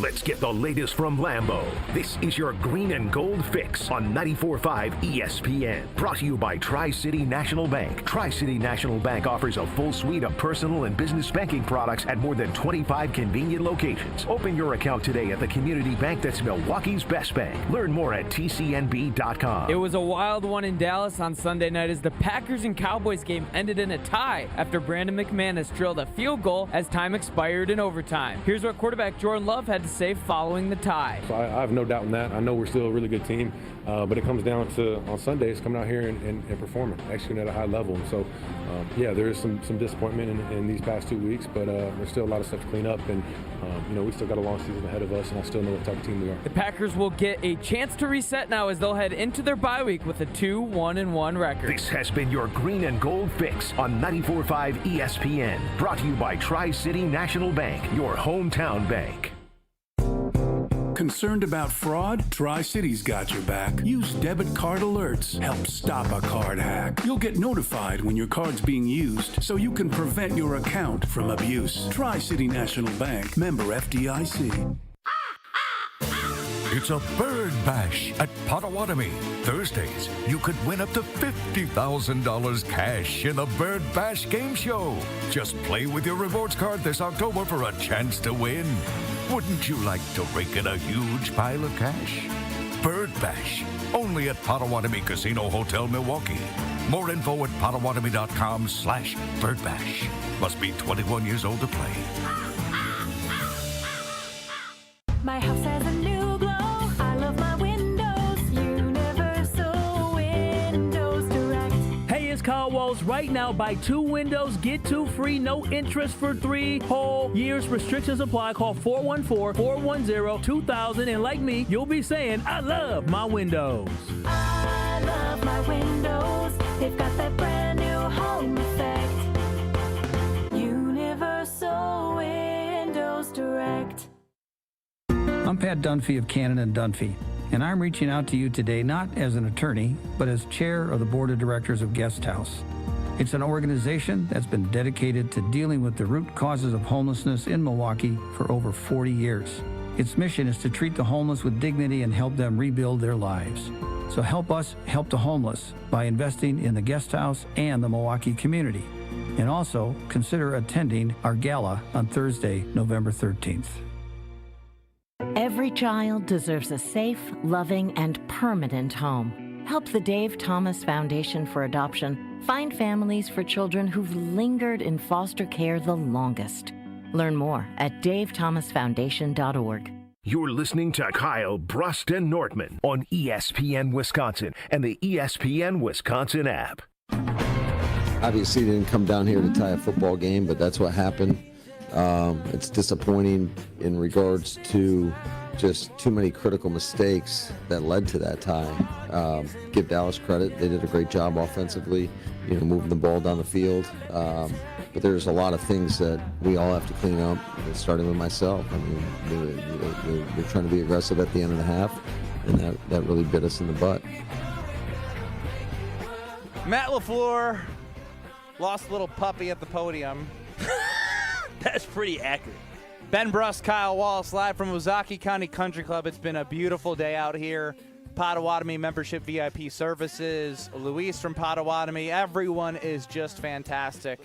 The sunshine helps, but it doesn't take away the lack of direction, the confusion that I think a lot of fans feel as to how the 40-40 tie was the result yesterday in Sunday Night Football. Oh, my Ben Bruss, God. Kyle Wallace, Alex Strofe running the show, UKBN Nation at 800-990-3776. I feel like the last time the Packers tied, it actually worked in our favor when we made the playoffs. There's optimistic Kyle. I want to send it back to Strofe. Strofe, do you feel any better No. about okay. Why would I feel better?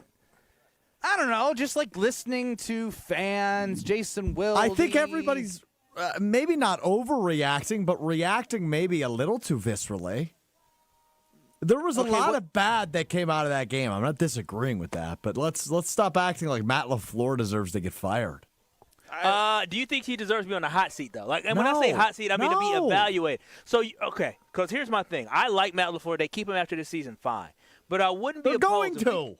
If we continue to see these type of, lack thereof in the game clock management, and seeing the same problems over and over, if special teams continues to be a problem, and say this team goes, 10-7, gets put out in the first round. They can't go 10-7. I'm sorry. 10-6-1. 10-6-1. Would it be like, maybe we can look in another direction? Would you be mad if Ed Policy looked in a different direction? I mean, I need to see how it plays out, but I look, I get the anger toward him, and I'm sick of the one thing I will say, I'm sick of these same responses after bad games. I guess I can't say after losses because it was a tie last night, but I've got to be better. Then be better. Just be better then. Right? Every time. It's the same thing every time they lose or tie. Guess what? It starts with me. Yeah, it's the same thing we hear every week. And again, 40 points offensively is good. That's it's really good. 40 points is a lot of points. But dude, I mean, in order of the things I'm upset with, number one is the defense. We crown their asses way too early. I hate the defense again. You don't want to overreact/react, but like through 3 weeks they still. Yeah, but we crown their ass. But yes, if they were going to allow that to a CeeDee Lamb-less, centerless, and guardless Cowboys offense, they left 38 points on defense yesterday. 38. So you're going to take yesterday's game and make that negate anything you saw in the first 3 weeks? I don't think we can confidently say they're the best defense in the NFL anymore. No.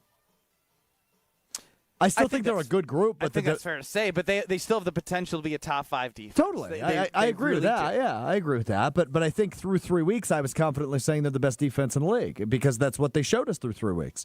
Now, after week 4, it's pretty clear I don't think we can confidently say they are because you let a Cowboys offense without their best player smoke you.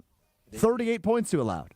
So that's a part that's troublesome to me. I thought Micah Parsons was still good, despite I think he only had the one sack that was barely a sack.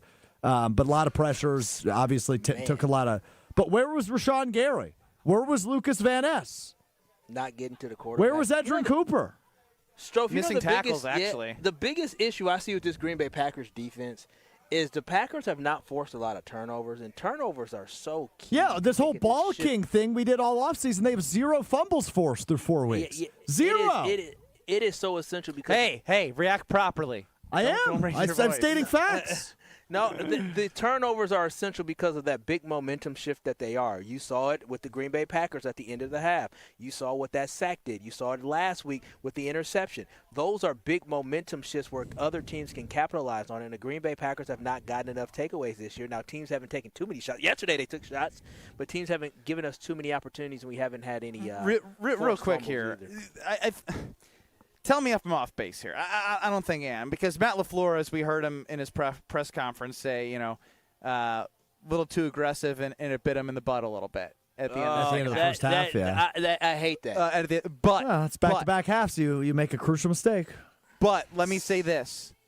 He doesn't have a feel for the game, right? He decided, went up 7-0, I believe, that when it was 4th and 2, that he was going to punt it and trust the defense. I think that's great. But he's again, learning from past history, so I actually don't think we can get mad at him for that. I get that, but then where's that same energy in that spot? That's what I'm saying. At He's the end doing of the one half? thing Yeah, at the end of the half. Well, and then acting different at the end of the half. But everybody said he was too conservative when he should be aggressive, and he was too aggressive when he should be conservative. That's well, a he spot shouldn't where be listening to aggressive. everybody. He shouldn't be listening to everybody. He should be who he wants to be. But don't change your tone a week later. Then I'm not changing my tone you whatsoever. You were the exact two who were calling for that last week. I'm happy that he was aggressive at the end of the half. I understand that it probably wasn't the best scenario. It was kind of weird because I'm like, okay, I don't back off now. But I'm not backing off. I was happy Ben, I'm about him being aggressive. No, I brought up the scenario. You were the one last week that said he should have done it in that spot. So when he does the opposite, now you can't call him on it. That's what you wanted last week. I have not faulted him for being aggressive. I only faulted him for not having a control. I'm talking to Ben. What can you read, Strofe, my note from the game? 4th and 2, punt. Teams can't score the length of the field against the defense. Get used to it. Yeah. That was my reaction, and I was just bringing up the scenario. At that scenario, you were correct. But then they had how many 90-yard drives did they allow after that? But I was wrong after that. In your defense, I tweeted in the first half that Keyshawn Nixon's been so good this year, he probably doesn't get enough credit. And then he just took a play off that led to that eventual Hey, I'm not going to lie. Through one quarter, everyone's takes were magnificent. Yeah, right. One quarter through quarter and a half. It didn't just change just like that. Ben Brust, Kyle Walsh. Yeah, let's not all get snippy with each other. We can't stop turning on each other. Strofe is really getting snippy. Shut up. I'm not talking to you, Kyle. I'm talking to you. As I have my note agreeing with him. Hold on. I'm just bringing up the scenario from last game. Kyle, I want to know what people think. Kyle, I was saying something that Ben said last week, and then he was flipping it on, and you started defending yourself. I was never talking to you. I didn't want to be included because you said you guys. All you had to do was shut up, and you would have been included. I don't want to be included. Any other thoughts and feelings you may have, ESPN Madison and Beaver Dam? You got about 10 minutes before we go to the 414 hour at 4, so we want to hear from you. We'll be back shortly. Kyle Brust-Nortman live from Ozaukee County Country Club, courtesy of Potawatomi Casino Hotel. This is Kyle Brust-Nortman. The kid's got the longest rope in radio. Oh, wow. Oh, wow. You could take that one of two ways, and I agree with both. Oh, wow. Oh, wow. Okay, King. I see you, the confident. On ESPN Wisconsin and the ESPN Wisconsin app. Students can't prepare for future jobs they don't know exist. At Junior Achievement, we help students meet their future selves. With the support of Manpower Group and volunteers from all walks of life, JA programs help young people explore careers, build resumes, and envision bold futures. To learn more, visit wisconsin.ja.org. Earth Justice is a national legal nonprofit fighting to save lives, protect our climate, and strengthen our economy through the shift to zero emissions. Visit us at earthjustice.org. Earth Justice, because the earth needs a good lawyer. It's WTMJ's Debbie Lazaga for Comfort Awnings. I reclaim my outdoor space by having Comfort Awnings install a motorized retractable awning so I can enjoy the sun and get relief when I need it. Sensors are also available that detect strong winds and rain to extend or retract your awning. They even protect against UV radiation so you can safely enjoy the outdoors. Family owned and located in Burlington, Comfort Awnings expertly installs custom awnings that fit your home and style. Right now, you can receive $250 off all awnings and screens. Call 414-AWNINGS or visit comfortawnings.com. Home buyers are raving about their experiences with the Citizens Bank mortgage team. Aaron helped me get pre-approved really fast, like before the open house even started. I called Devin so many times with questions, and he always answered. It's more than a mortgage. It's your future. And at Citizens Bank, we make it personal. Learn more at citizensbankwi.bank/mortgage. Citizens Bank is member FDIC and an equal housing lender. NMLS 746419. The power of friendship has spawned a memorable baseball season in Milwaukee. When you choose to work with Pella Windows and Doors of Wisconsin, the relationship is more than what feels like having a friend. Pella honors trust and commitment on your behalf before, during, and after the sale. And with this month's incredible deal, Gina Della from Pella is here to share why you shouldn't wait to order new windows and doors. Order today and get 0% interest for up to 60 months. Set your free in-home consultation today at PellaWI.com. Certain restrictions apply. Ends 9/30/2025. And ESPN Radio Extra Point with Rich Eisen. It is a quarterback-driven league, and everything that I'm reading and also gleaning from those we talk to here on this show, as well as those who I talk to around the the 4 and out inside the 10-yard line with the game 22-9 with enough timeouts and a 2-minute warning to try and get the ball back and win the game with no timeouts remaining. That Russ throwing one so far up the tunnel that it was an intentional grounding, and then not doing very much on a quarterback draw. You could say it's a play call. And then on 3rd and 4th down, throwing it out of the back of the end zone rather than putting it on a wide receiver and maybe getting a flag, maybe getting something. You could say the protection was bad. But yesterday, Schlereth said it was because he didn't want to throw an interception because that counts on a ledger and is a legacy breaker. Called it selfish, which is one way to put it. Another way to look at it is Russ was fighting for his life and he's just throwing it away, which is making no sense. I heard that was the last one. Actual price will depend on product and subscription plan. Featured products are compounded drug products, which the FDA does not approve or verify for safety, effectiveness, or quality. Prescription products require an online consultation with a healthcare provider who will determine if appropriate. See website for details, restrictions, and important safety information. Want a boost in and out of the bedroom? Hims has you covered. Introducing a new 2-in-1 approach to level up your game. Tadalafil for better bedroom performance and zinc for testosterone support. Put it all together and you've got what you need to turn things all the way up. Getting started is simple. Just go to hims.com/joy to start your free online visit. Through Hims, you can access ED treatments including pills, chews, and more. 100% online. No office visits, no pharmacy lines. Just fill out a simple intake form and a licensed medical provider will determine if treatment's right for you. If prescribed, it ships free and discreetly to your door. Find affordable treatment options at up to 95% less than brand names at hims.com/joy. That's hims.com/joy, hims.com/joy. You're listening to Kyle Brust and Nortman, KBN, on ESPN Wisconsin, ESPN Milwaukee on YouTube, and the ESPN Wisconsin app.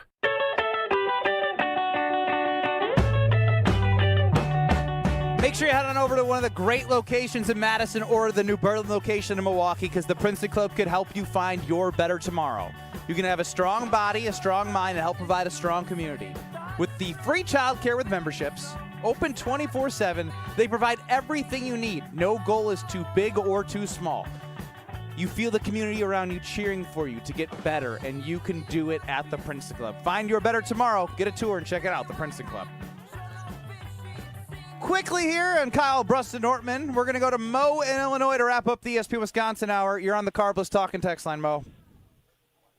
Yeah, I'll keep it short and sweet for you guys. Let's face the reality and the facts here. All right, let's not play patty cake today. The Packers have the worst coach in the NFC North. We got the worst special teams unit in the NFL. As it stands right now, it's not out of the realm of possibility to say that the Lions and Bears are better than us. And I guess the silver lining to conclude is that I do believe Jordan Love is the most talented quarterback in our division. It's just a matter of consistency. That's a lot there. I like that you brought a lot. I don't think you can say that Ben Johnson's a better coach through 4 games. No. Like that's just like we're reaching here. I would not say that. We're reaching big time. LaFleur still has some 13-win seasons and a pretty good regular season record. He needs to have some success with his team down the stretch. Strophy, I couldn't hear you. What'd you say to me? How much time we got? Well, when I said it to you, it was a minute. We're now down to 35 seconds. All right, well, you're going to have Jim, Matt, and Molly in Madison, the damn sports show in Beaver Dam. How long have you been doing this? Dude, the return in the ear is tough when Well, you can hear music, which means a minute. Okay, Strove. You've gone too far now. You've gone too far now. Well, common Kyle sense and I will be back here. around I'm not going to talk to Strofe the rest of the show. We're back in 2 minutes. Talk to you then. KBN's the show that never ends.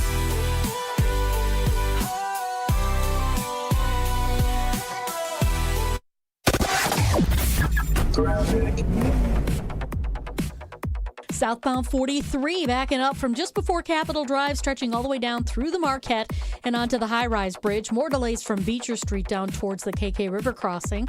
Westbound 94, you got your backups from just before 27th Street to Mitchell Boulevard. Eastbound is heavy from 84th Street to about 35th. And then on southbound 894, backing up from about Greenfield Avenue all the way down into the Hale.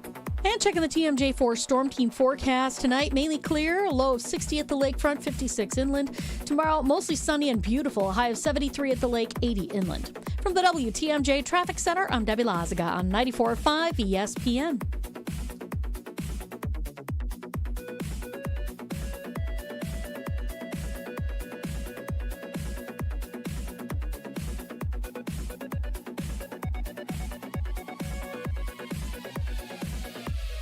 Change your grocery game plan to locally owned Century Foods, home of the best meat, freshest produce, and tastiest treats. Now through Wednesday, save on 6.25 to 15.75 ounce selected varieties Frito-Lay Doritos, Sun Chips, Ruffles, or Tostitos dip, 2 for $7. 24-pack selected varieties Pure Life Water, $3.99. 14-ounce or 3-count selected varieties Haagen-Dazs ice cream or bars, $3.99. 4.5 to 5.3 ounce selected varieties Chobani Flip Greek yogurt, 2 for $3. I am starving. Oh no, never walk into a Century when you're hungry. Unless it's free sample day. Ooh, pizza, yes. I'd love to try that one. My husband thinks he can make a meal out of grocery store samples. Need to wash this down. I think I see someone handing out samples in the liquor department. Geez, can we focus on our list? What's this? It says you can win 2 tickets to Green Bay's home game against Chicago on December 7th. Or autographed footballs, or a 4-pack of Green Bay Hall of Fame tickets. You have to enter through Century's Facebook or Instagram. I'll be entering this on my phone in the deli next to that cheese sample station. Enter by November 12th. Hey, it's Rich Eisen. Tune into the Rich Eisen Show weekdays from 12 to 2, right here on 94.5 ESPN, WKTI, and WKTI HD Milwaukee. A locally owned Good Karma brand station. Broadcasting live from the Gruber Law Office's One Call That's All studio at the Avenue in downtown Milwaukee. This is Kyle Bruston Nortman, KBN on 94.5 ESPN, the ESPN Wisconsin app, and streaming live at ESPN Milwaukee on YouTube. The 414 Hour on KBN is brought to you by Siding Unlimited. Siding Unlimited is Wisconsin's leader in Pella window installation. Looking for new windows, siding, roof, and doors? Visit them at sidingunlimited.com.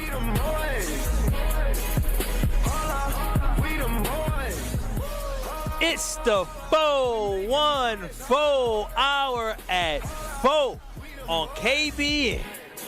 He is Kyle Wallace. I'm Ben Bruss. We're live from Ozaukee County Country Club, courtesy of Potawatomi Casino Hotel and their VIP membership services. I think I was just next to the gentleman with the closest to the pin to win $1,000 of free play on hole 9. And if you hit a hole-in-one on hole 9, you would have $10,000 of free play. Would it have been fair if I hit the hole-in-one, which I did not come close. I played well, but I completely choked. Didn't even put it close. If I would have gotten a hole-in-one, is it fair to skip the show? Would you have put it all on black for us? No, it's free play for the machine. I don't think they just give me $10,000 chips. And no, I would not have done that. I probably would have $5,000 on black and then kept the $5,000 to go play elsewhere. No, it wouldn't have been fair because you could have left right after work to go down to Potawatomi. No, because my wife's out of town, so I'm solo bolo for Are babies allowed in? Are babies allowed in Potawatomi Casino Hotel? That's a valid question. I think it's Are babies allowed at Potawatomi Casino Hotel? Do they need IDs? That's a no. That's a no. I'm going to say, little Izzy can come on, teach her early. Grab it, take it down. Just like, good job, girl. Good job. No, I probably shouldn't be teaching her this early. Ben Bruss, Kyle Wallace, and no Brad Nortman. Strophe running the show. We're on YouTube at ESPN Milwaukee and at ESPN Madison with our guy Strofe running the show. Kyle, you seem a little too happy right now. I mean, what can I be? I mean, at the end of the day, I can look at it from a positive lens. I'm upset. You're not Mr. Positive. Now, I'm upset. Who is 2025 Kyle Wallace of the Green Bay Packers? This is back-to-back games where situationally they have been horrendous. Yeah. Special teams has 2 block kicks in a row. Horrible kickoff return coverage. Yeah, but bad. Brandon McManus Defense gave up 40 points. Yeah, you tied. Yeah. So I think it's the tie. If there wasn't a tie, you probably would be sweating, throwing tables, and being really upset. Had the Packers lost yesterday, I wouldn't have been able to go to sleep. I'm telling you, the Green Bay Packers snuck out of there. The reason why I am not happy with a tie, but I'll take it because I want a dub, but a loss, I couldn't do back-to-back losses going into the bye week. I absolutely, my soul couldn't take going 2 weeks without having another Packer game with back-to-back losses. But at the end of the day, the Green Bay Packers defense could not stop the Cowboys. We went down and we took the lead. We scored like 3 different times. But the Cowboys, they were down 4. They couldn't just kick a field goal, and they were able to drive the ball downfield with ease and able to score a touchdown. At that point with the back and forth, you are just trying to get out of there in survival mode. And that's exactly what the Green Bay Packers did. Now, I'm upset that my coach took the pedal off the metal and went in for the field goal versus trying to go in for the victory and the win. Why are you upset by that? You should, it's an expectation right now with him. No, that's not good enough. He basically was okay with the tie. He wasn't trying to go for the win. Now, we can tell he wasn't going for the win based off the play calling and based off the pace and tempo and the urgency that the offense lacked. What he said in the press conference? Based off the press conference. If I knew it was going to end like that, we would have gone faster. But yet there's another. Yeah. But then we have Jason Wilde joining and say, well, Jordan Love's a part of this, And again, he's not saying it's all on one, it's all on the other.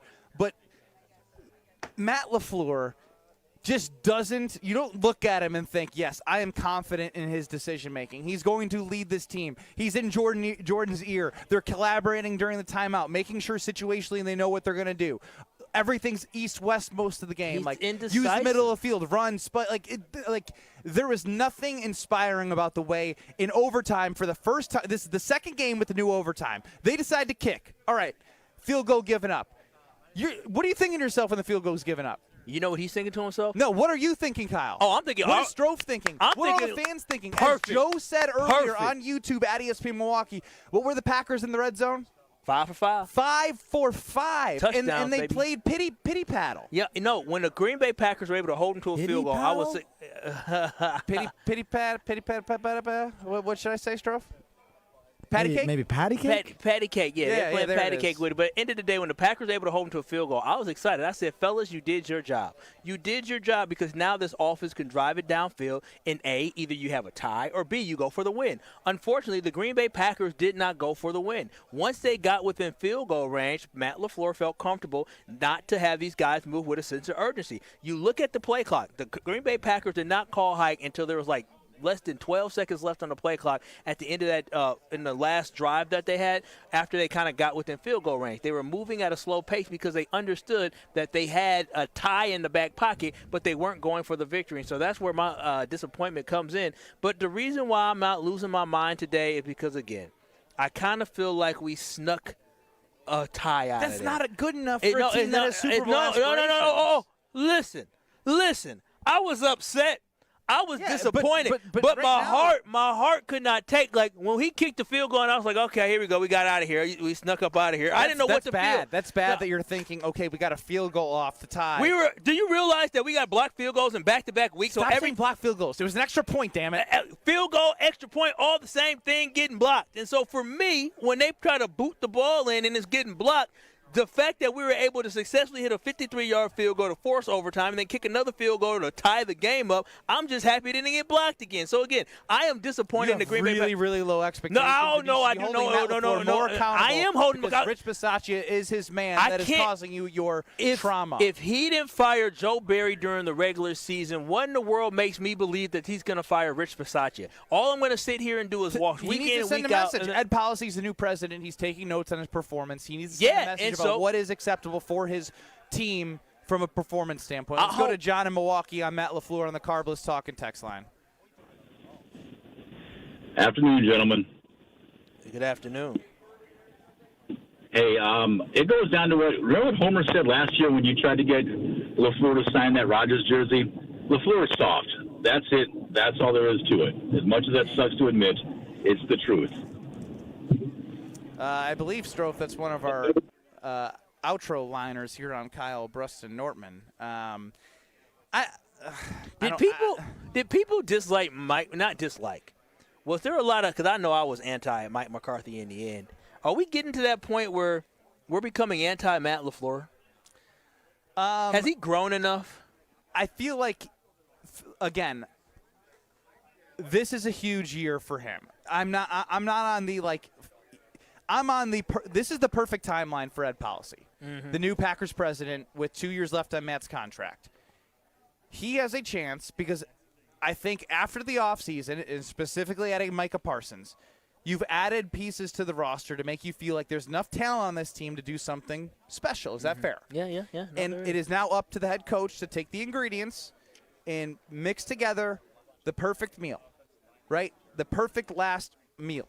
And that is getting a long playoff push, getting past where they've been, which is the last time they were winning games in the playoffs was right back at in Cowboy Stadium, AT&T or whatever, Jerry's World. Or We're undefeated in Jerry's World still.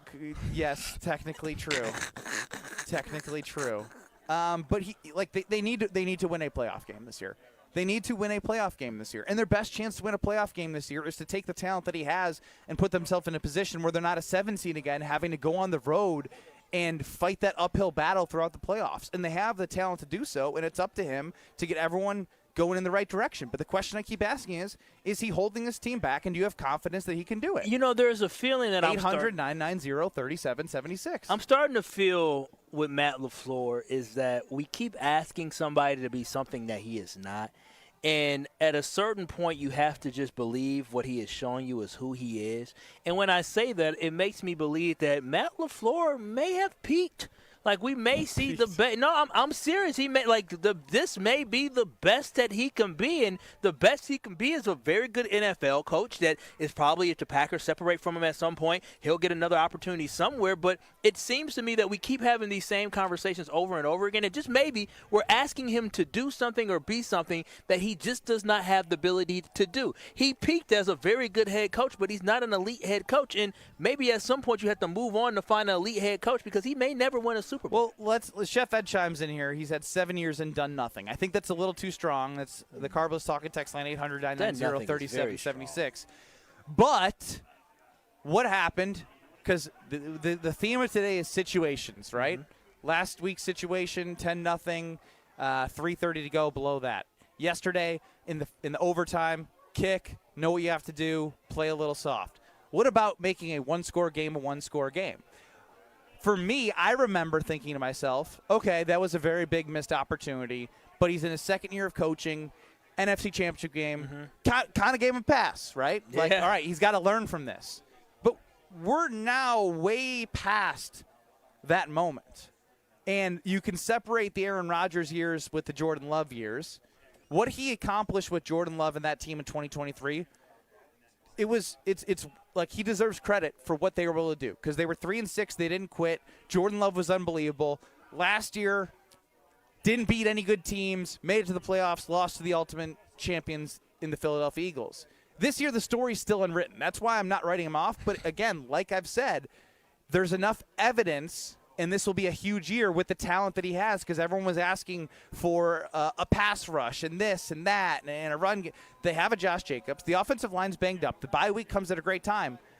But this rest of the season, he needs to show that he's not going to continue to make the same mistakes as a head coach, and he can get the team to believe in his overall direction and do something with this group because they're talented enough to do something, and it's on him to bring that out of them. Yeah, it is on him to bring it out of them, but unfortunately he has not been able to do it at a consistent high level. You know, it sucks to, talk about a coach who is a really good coach, but at the end of the day, the bottom line is you want to win titles. You want to win championships. You've seen guys like Bud from the Milwaukee Bucks get fired, and you saw the guy from the Nuggets who got fired because they're not coaching up to the standard. So if championship head football coaches and basketball coaches get fired, a guy that's never been to a Super Bowl can most certainly get fired. It all is about what is the standard that you set and what is good enough. If 10 wins, 11 wins, and winning one playoff game, you deem that not to be good enough and you feel like somebody else can elevate this roster, then you make that move. We talked about Andy Reid before. Listen, Andy Reid was a great football coach with the Eagles, but he couldn't elevate them to the level of a championship, and they fired him. Mike McCarthy, a great football coach, but the team felt stagnant for a while, and what did they do? They relieved him of duties. And so for this, again, I'm not calling for the firing of Matt LaFleur because I don't think it's anywhere. What about Rich Bisaccia? Oh, Rich Bisaccia got to go. Rich Bisaccia. You hear the people clapping right now because they think Rich Bisaccia got. He ain't fired yet. We ain't got to cheer yet. But that's the thing. Somebody probably won something nice. Be quiet. Rich Bisaccia must go. He needs to be not made example of, but it needs to be this is what the standard is. He is not coaching up to the standard, so he has to go. Ben Brust, Kyle Wallace, Alex Strofe running the show. I'm baffled by the whole Rich Bisaccia thing. I just am. Like, even seeing Matt LaFleur and Rich Bisaccia collaborating late in that football game with like less than 30 seconds left about situational football. It takes me back to them talking about it when they were going to kick a field goal and not kick a field goal last year. I can't remember the game specifically, but he has not earned anything from Packer fans to be like, yes, when I look at Rich Bisaccia and Matt LaFleur, I trust what they're going to be doing. And I want to trust them so much. And we all saw what they're out there. They were talking about we need to run the guys on the field. It was just poor clock management. It was poor sense of urgency. The guys didn't seem like they knew what they were supposed to be doing. Strofe could have got to the line faster than the players were yesterday. I mean, let's not go that. Strofe? I don't know if I'd go that far. Strofe would have been winded and gassed. I tried to throw you a bone and you didn't take it. I don't need a bone. I got all the confidence boost I needed while seeing Kyle Wallace play baseball on Friday. No, I'm not doing this right now. I ain't doing this right now.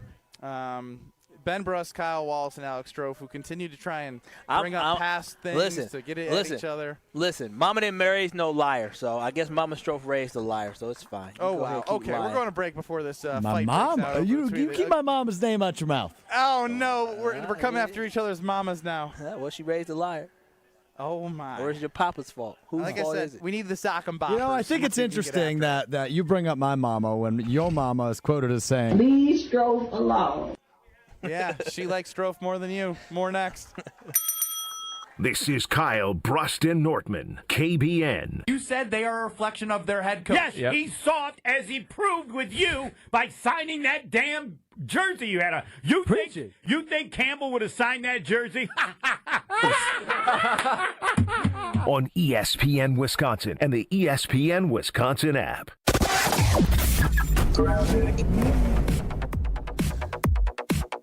Southbound on 43, backing up from Hampton all the way down through the Marquette and over the high-rise bridge. Back on the brakes from Beecher all the way down past the KK River crossing. 894 southbound also slowing down from the zoo all the way to the Hale. And southbound 41 slow from Appleton Avenue down past Hampton. Also, back that up a step. We do have the big delays from Main Street all the way to Good Hope Road. And then we also have northbound backed up from Mayfair Road up past Burleigh. Traffic is brought to you by Comfort Awnings. Extend your outdoor space with a retractable awning or screen like I did with my friends at Comfort Awnings. Custom designed to fit your home. Get your free estimate at comfortawnings.com. And checking the TMJ4 Storm King forecast tonight, mainly clear, a low of 60 at the lakefront, 56 inland tomorrow, mostly sunny and beautiful, 73 at the lake, 80 inland. From the WTMJ Traffic Center, I'm Debbie Lazaga on 94.5 ESPN. Bank 5-9 keeps the awards rolling in. Named a top workplace for 16 straight years and named Best Bank in the Milwaukee area by the Community Choice Award, Bank 5-9 continues to show how they're making lives better and they're continuing to serve everybody in the community. Your financial situation is too important to leave it to just anybody. So you got to focus on some place that is a true local community bank that's been around for a long time. Bank 5-9, it stands for 1859. If you've been around that long, you know you're doing things the right way. Visit a branch, give them a call, or visit Bank 5-9 today to learn how they can make your life a little bit better. Bank 5-9. Member FDIC. Get your golf fix every Tuesday night at 6 with On the Tee. Spieth is probably going to, embarrass me at some point. The hell do you know? Shut up and carry the bag. Join Gabe Neitzel and Stephen Watson as they dissect all things pro golf and tell the tales of their own golfing journeys in Wisconsin. I think it's golf in its purest form, and I think it should bookend the golf season. Go On the Tee with Gabe and Stephen, sponsored by Majestic Oaks at Lake Lawn Resort and Gruber Law Offices. Tuesday nights at 6 on 94.5 ESPN and ESPN Milwaukee on YouTube. Let's get the latest from Lambeau. This is your green and gold fix on 94.5 ESPN. Brought to you by Z-Bart of Greater Milwaukee. Want that mirror finish on your car? You need Z-Gloss by Z-Bart. Z-Gloss is a 3-layer ceramic coating that not only gives your car that mirror finish, it protects it from everything that Mother Nature can throw at it. Visit zbart.com for more information. It was a wild one in Dallas on Sunday night as the Packers and Cowboys game ended in a tie after Brandon McManus drilled a field goal as time expired in overtime. Here's what quarterback Jordan Love had to say following the tie. It comes down to, on Sundays, coming out here and performing, executing at a high level. And so, there is some disappointment in these past 2 weeks, but there's still a lot of stuff to clean up. And, we still got a long season ahead of us, and I still know what type of team we are. The Packers will get a chance to reset now as they'll head into their bye week with a 2-1-1 record. This has been your green and gold fix on 94.5 ESPN. Brought to you by Z-Bart of Greater Milwaukee. Why Z-Bart? Because cars, trucks, and SUVs still rust. They do. Just look around the parking lot. Well, it doesn't have to happen, people. Google Z-Bart rust protection, call Z-Bart, and keep your car rust-free. This is Matt Meitner, owner of Sit Means Sit Dog Training. Do you find yourself talking to your dog but feel like she's not listening to you? Bella, sit! Are you constantly repeating yourself but she's not following your directions? Sit! Sit!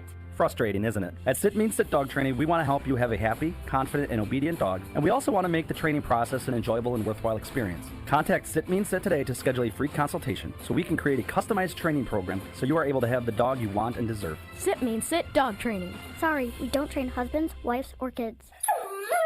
This is Eric Brown, owner of Siding Unlimited, letting you know that Siding Unlimited installs Pella windows and doors. That's right, Siding Unlimited installs windows, and we do it really well, earning the prestigious Pella Platinum Premier National Certified Contractor of the Year award 5 times. New windows, our expert team will deliver on a smooth, hassle-free installation, making you feel proud of calling Siding Unlimited for your window project. What's the next step? Call 262-567-4513 or go to sidingunlimited.com. Earth Justice is a national legal nonprofit defending the environment and people's health. Until justice stands for all, our lawyers will never rest. More at earthjustice.org/neverrest. Earth Justice, because the earth needs a good lawyer. You're listening to Kyle Brust and Nortman on ESPN Wisconsin and the ESPN Wisconsin app.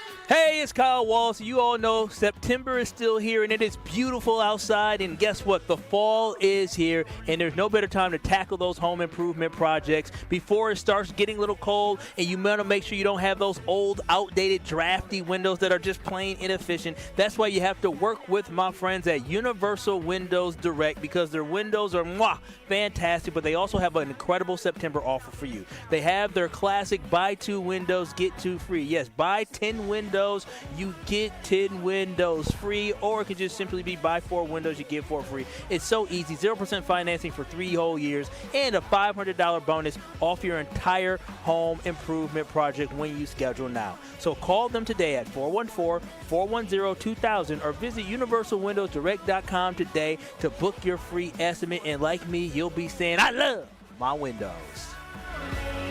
He's Kyle Wallace. I'm Ben Brust. Red Ozaki County Country Club, following the Potawatomi Casino Hotel and wonderful sportsbook VIP membership services outing.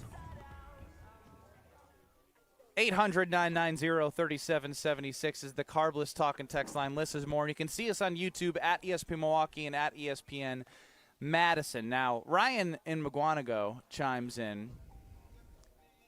Let's see if they don't have a stinker out of the bye for once. And here's what I'm not going to do anymore. And sorry here. I'm not going to do what I did against the Browns and against the Cowboys. What is that? Well, I'm not going to lie. I mean, after I watched the Browns, I knew their defense was good, but I thought the Packers oh gosh. Uh-oh. I thought the Packers on the whole were as a whole. On the whole. I thought the Packers as a whole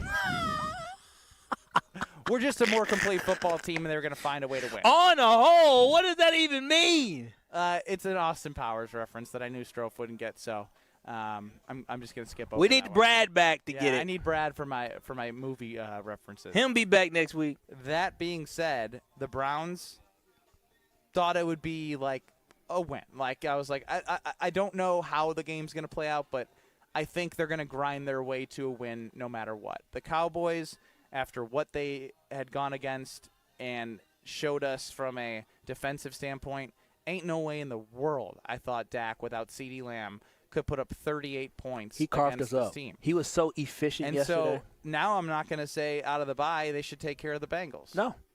You just can't.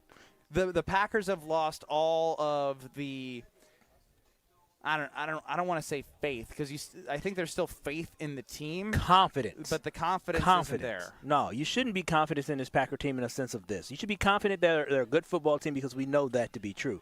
But a great football team that we thought they were, the way they destroyed the Lions and the way they dismantled the Commanders, you would think they would have took care of business against the Browns and especially against the Cowboys. With that, now you're a little apprehensive of the fact that, I can't walk around with confidence telling people, don't worry about this game. No, every single game is going to be a battle. Just because they destroyed those first two teams does not mean that they're going to destroy the rest of the teams on the schedule. We looked at that schedule after they went 2-0 and said, where's the next loss? Where's the next loss? It was right there. It was right there in front of us against the Cleveland Browns. So for me, when I look at this Green Bay Packers football team, I have lost all confidence in believing that they are an elite football team, but I still think they're basically what they were last year, a very good football team. But when you bring up last year, I think that's where the majority of my confidence was for these Browns and Cowboys games is because we're in opposite world now. The Packers beat the two opponents based off of last year early in the season that you were thinking were, NFC championship contenders and teams that were really competitive over the last 3 years. And the Lions have showed after the Packers they're 3-1 and they got a little swagger back. The Commanders don't have Jaden Daniels, so whatever, but they still took care of business in a convincing fashion where I was like, all right, this team's legit. And then I'm thinking to myself, all right, well, if they're really legit, I remember last year they took care of every single opponent essentially that had a worse record, and that I got caught up in that, and maybe the team did.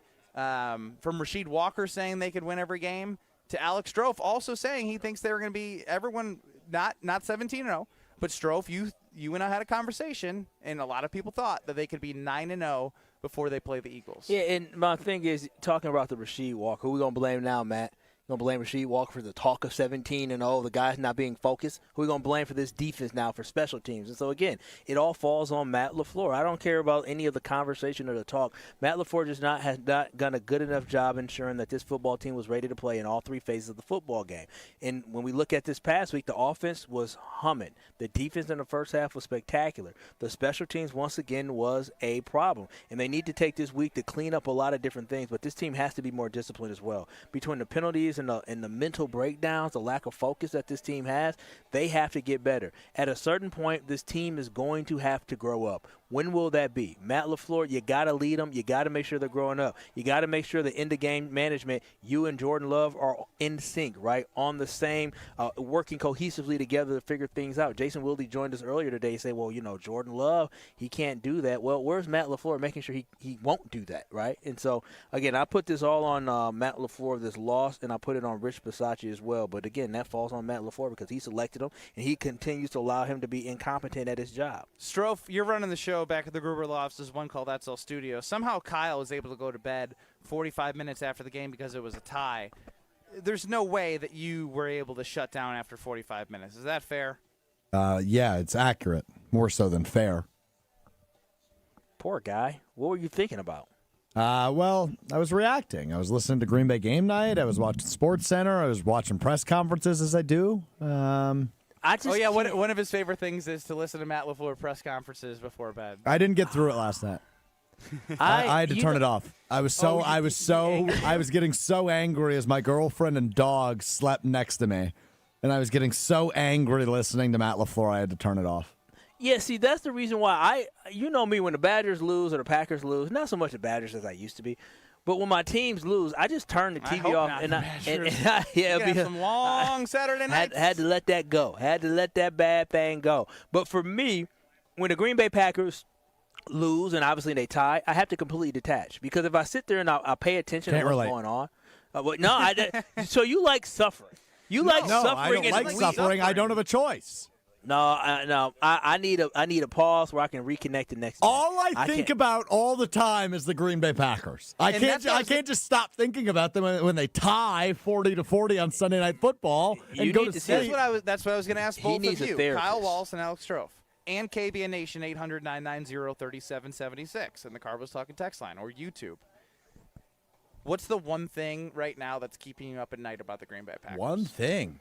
One thing. You get one thing that's keeping you up at night that has you worried about what this team can do this year. The offensive line. The offensive line, listen, the offensive line is the biggest thing that I know. We talked about special teams this entire game. The offensive line in the first half was abysmal, too. It was bad. Jordan Love, again, not so much Jordan Love with the pressure, but more so not opening up holes. Now, they look better in the second half, and I understand we have injuries, but the offensive line was so bad in the first half. That is one of the biggest things and pet peeves that I have right now with this team is the fact that the offensive line, if they can't be consistent, then we won't be able to run the football, and we won't be able to protect Jordan Love. We got to have more consistent offensive line play. That is the thing that I am thinking about. Bumps the defense having a bad game. I understand special teams is bad, but guess what? Special teams only gets 15 plays, and they're big plays. But if you're able to protect Jordan Love, you see him drop 40, 3 touchdowns, 300. If you're able to open up holes with Josh Jacobs, you're able to see him break out, make a nice little cut, get to the end zone for a touchdown. Like, that is what a great offensive line can do. But right now, the offensive line has been below average. They scored 40 points, and they were able to help provide some of those moments for you with Josh Jacobs. In the second half. Emmanuel Wilson. So I'm surprised he went offensive line. It's definitely something. It's his choice. Strofe, with the one thing that's going to keep you up at night as it pertains to the Green Bay Packers and what they can do this year. Ben, that was a really nice way of you saying, Kyle, you don't know ball. I don't know how y'all see Jordan Love run for his life last week. Jordan! And then don't think the offensive line. Jordan Love was sacked once yesterday, and they get a bye week for Aaron Banks and Zach Tom to heal up. I'm not too worried about the offensive line, to be real honest with you, and Anthony Belton. It's just the overall identity. I don't know what this team's identity is. I had an answer prior to yesterday's game. I don't think after allowing 38 points to the Dallas Cowboys, I can use that answer anymore. So I said it earlier in the show. I legitimately am so confused on who this team is or what this team is. And I know we're only a quarter of the way through the season now, and there's still a lot of time to figure that out. But for a team 2 weeks ago, I was ready to buy tickets to Santa Clara in February. To go from that to this very quickly, I just don't know what their identity is. I don't know anything. I know nothing. We've seen 4 games of football, and I know nothing. This bye week could not for the Packers. It's timely, but for you not knowing who they are, that's a bad time for an Alex Strofe Green Bay Packers bye week, because now until they play, you are going to be thinking about who are the Green Bay Packers for the next 11, 12 days. Strofe, before you freak out, I just want you to think about this defense. Defenses have bad games. It happens. They're not going to be perfect. They're going to have games where it's just like, what in the heck just happened? Why couldn't we stop them? Do not allow for that one game that this defense played all of a sudden to make you think that they're fraudulent, all of a sudden to make you think Halfley doesn't know what he's doing. Like, I get it. I feel how people can be concerned, but do not allow for one game to give you concern over these next 2 weeks, because they're going to have a chance to bounce back. If anything, you should be more concerned about Matt George LaFleur. Pickens had 8 catches. George Pickens had 8 catches for 134 yards and 2 touchdowns. How many did Amon-Ra St. Brown have? The receivers the Packers have coming up after the bye. How many did Amon-Ra St. Brown have? Marvin Harrison. DK Marvin Metcalf, Harrison. A.J. Brown. No more Marvin Harrison. Marvin Harrison hate each other. Justin Jefferson, Amon-Ra St. Brown. Rome Odunze has been great, but he's not on the level of those guys.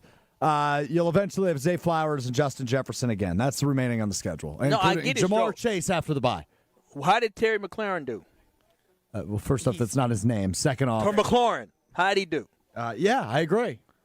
But that's also how did Debo do? No. But what I'm saying, you cannot sit here and say, "Oh no, look what happened in this one game with George Pickens," and then ignore how they did a couple games before that. I understand Strofe. The reason why I think it's a little more fair to Strofe to feel that way is because you were able to stop all the guys you mentioned, and George Pickens, who's still learning that offense, looked like he was a 5-year veteran in Brian Schottenheimer's Cowboys offense against the defense. He was just cooking guys on the outside. He was on the outside cooking guys. No, he was cooking. They were running a zone, and they were just doing the same thing over and over again. When you don't get pressure, that's the problem. If you guys don't believe that this team is going to be able to get pressure at all anymore, then I understand. Okay, yeah, they're going to have to sit back there and cover. Then, yeah, they're going to be cooked by those guys. But I'm under the belief that we're going to still be able to get pressure at some point. If we had done the exercise prior to the season, which position group scares you most, which we probably did, all of us would have answered cornerback. Oh, 100%. We did. A corner is still a problem. It's still a problem, but we have seen what the formula is for success. Just 2 weeks ago, y'all. Then what happened yesterday? Starting center and starting left guard were both out of that game. Their best receiver out of that game. What happened? Explain it to me. Dude, what happens in sports is sometimes teams draw up great games. No, listen, because I'm upset, but to sit here. Upset? You're not upset. No, because you're happy with it. Kyle's one happy sack with the tie. for a 0-yard loss. One sack. Kyle's happy with the tie. One sack for a 0-yard loss. That's why he was able to go to bed. So wait a minute. 9 incomplete passes. That's it. He went 31 of 40. He had 319 yards and 3 touchdowns. They scored 3 touchdown drives before playing the Green Bay Packers. They had 5 in a row. I saw. They could, but remember, early in that game, they couldn't do anything. It just came out of nowhere. They got momentum, and they kept basically they were able to run the football. Devontae Wyatt went down. Them picking up the first downs. They were so good at running the ball to get 3, 4, 5 yards on first downs to allow for a second and short, a second and mid. That was working out very well for them. There was just things that happen in games where teams just don't have it, man. That's just what happened. For 38 points. That is what happened yesterday. Do not panic. Now, if the Bengals with Jake Browning come in here and we can't stop them, then we can have this conversation about maybe the defense is fraudulent. But do not allow for the first 3 games to not matter and only put everything on. Don't wait to test on one game with the Cowboys. Don't do that. And the Cowboys offense, I mean, listen, yesterday was inexcusable. But the Cowboys offense has scored a lot of points this season and put up a lot of yards. Dak Prescott was top 3 in passing yards, top 4 in passing yards going into yesterday. Because their defense is so bad. So bad. And guess what? They had to score. They had to score a lot of points again yesterday. And they did it. Man. And they did it. So again, I'm not happy with the tie. No. Alex Strofe is going to have a hard time figuring out the identity of this team without seeing them play for 10, 11 days here. But we'll continue on. I'm disappointed in Kyle. No, come on now. No, it's you. I don't like you. This is Kyle Bruston Nortman. So they are lucky. Those other teams, whether it's Kentucky or whether it's Oregon or was it TCU? That was TCU. TCU, they're lucky I didn't play in that game. You got upset by a bad team, TCU. On ESPN Wisconsin and the ESPN Wisconsin app. Slowing down on 41 southbound from Main Street, Menominee Falls, all the way to Good Hope Road. That's pretty solid right now. And then from Appleton Avenue down towards Capitol Drive. The northbound side's a bit backed up from just before Mayfair Road up towards Burleigh. Southbound 43, we got delays from Capitol Drive all the way down through the Marquette to the KK River crossing. Eastbound 94 backing up from 76th Street through the Stadium to 35th. Westbound's backed up from just west of 27th Street all the way past Mitchell Boulevard. Traffic is brought to you by Morningstar Golfers Club. Tee it up at Morningstar Golfers Club. Championship greens, breathtaking views, and a golf experience you won't forget. Book your tee time today at golfthestar.com. And checking the TMJ4 Storm King forecast. Tonight, mainly clear, low of 60 at the lakefront, 56 inland. Tomorrow, mostly sunny and beautiful, a high of 73 at the lake, 80 inland. Weather is brought to you by Fifth Third Bank. Custom solutions built around your goals. Member FDIC. From the WTMJ Traffic Center, I'm Debbie Lazaga on 94.5 ESPN.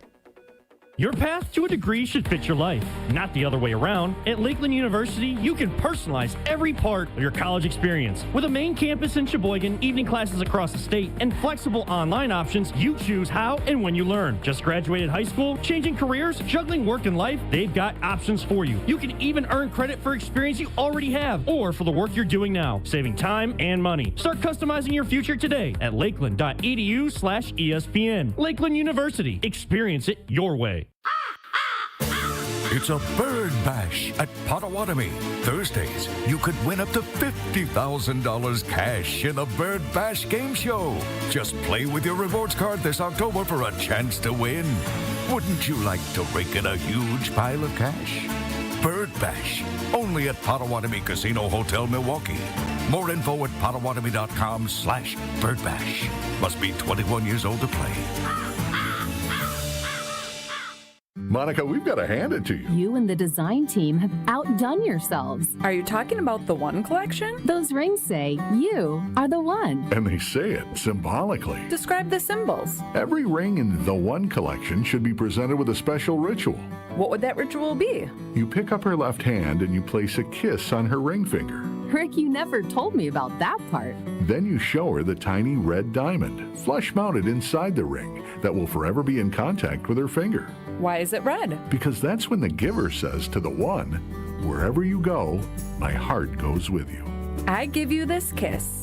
I give you my heart. The red diamond is a secret symbol of that sacred moment. The center diamond on the outside of the ring is for the whole world to see. But the tiny red created diamond inside the ring is only for the two of them. The One collection of engagement rings is available exclusively at Kessler's. To find the Kesslers nearest you, visit KesslersDiamonds.com. Make the best seat in the house yours. Carbless delivers the handcrafted cocktail experience right to your living room. Bold flavor, no carbs, no sugar, just 100 calories, and all the taste with none of the extra baggage. From kickoff to the final play, Carbless is your game day go-to. Hosting friends, watching with family, or celebrating every big drive, Carbless keeps the good times pouring. So when the game's on the line, make the winning call. Skip the mixing, grab the bliss, and make every seat the best seat in the house. Find Carbless near you at drinkcarbless.com. Is your roof underperforming? Saggy shingles, leaky spots? Sounds like someone needs a little Evandale Roofing. They don't just patch things up, they go all the way. Tight, sealed, satisfied. It's the kind of roof that'll have your neighbors going, now that's a roof. Evandale Roofing. They get on top so you don't have to. Call now. Your house deserves it. You're listening to Kyle Brust and Nortman on ESPN Wisconsin and the ESPN Wisconsin app.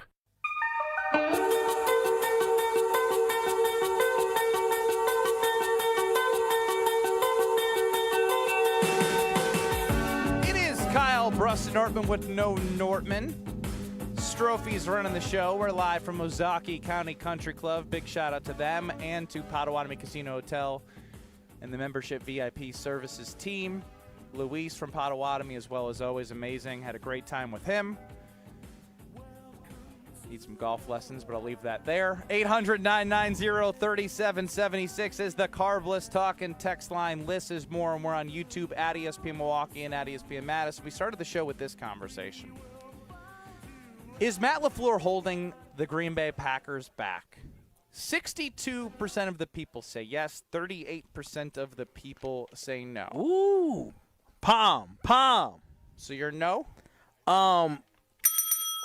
Yeah, I'm not gonna say that Matt LaFleur is holding this team back quite yet. Okay. This is gonna be a very telling season because the way I'm good. Jordan Love played great. Your eyes are open. Well, yeah, I mean, this team makes a lot of mistakes, but also a lot of the greatness that comes from this football team comes from the mind of Matt LaFleur. Like a lot of these guys that have developed, where Romeo Dobbs three touchdowns yesterday, right? Like that comes from the development of the coaching of Matt LaFleur. Has the greatness this year been through what he's known for, is being the offensive guru? I don't believe the offense in week 1 and week 2, and then also in week 4, I don't believe the offense was bad. I thought 27 points in the first 2 weeks. I thought there was room for improvement, getting the running game going. I thought the offensive line was a problem for a lot of the first games. What was situational coaching? Yeah, I mean, again, when you blow teams out week 1 and week 2, and then week 3 you have what you have. But when I ask situational coaching, there's more examples than just the last 2 weeks. There are more examples of the last 2 weeks, but that might just be the guy who he is. I mean, again, I'm not ready to say that Matt LaFleur is holding his team back because I think that's a disservice to Matt LaFleur for how much success he has had in the NFL. To say a guy that has consistently been over 500 as a coach, a guy that was able to take a team after moving on from Aaron Rodgers to the playoffs, back-to-back seasons into a 9-win season, 11-win season, like holding them back. I mean, there's a lot of growth that he had with one of the youngest teams in the NFL. So I'm not ready to say that, but I do see some chinks in the armor. What I'm most curious, because Brian Balaga is going to join us before the Homer Hour.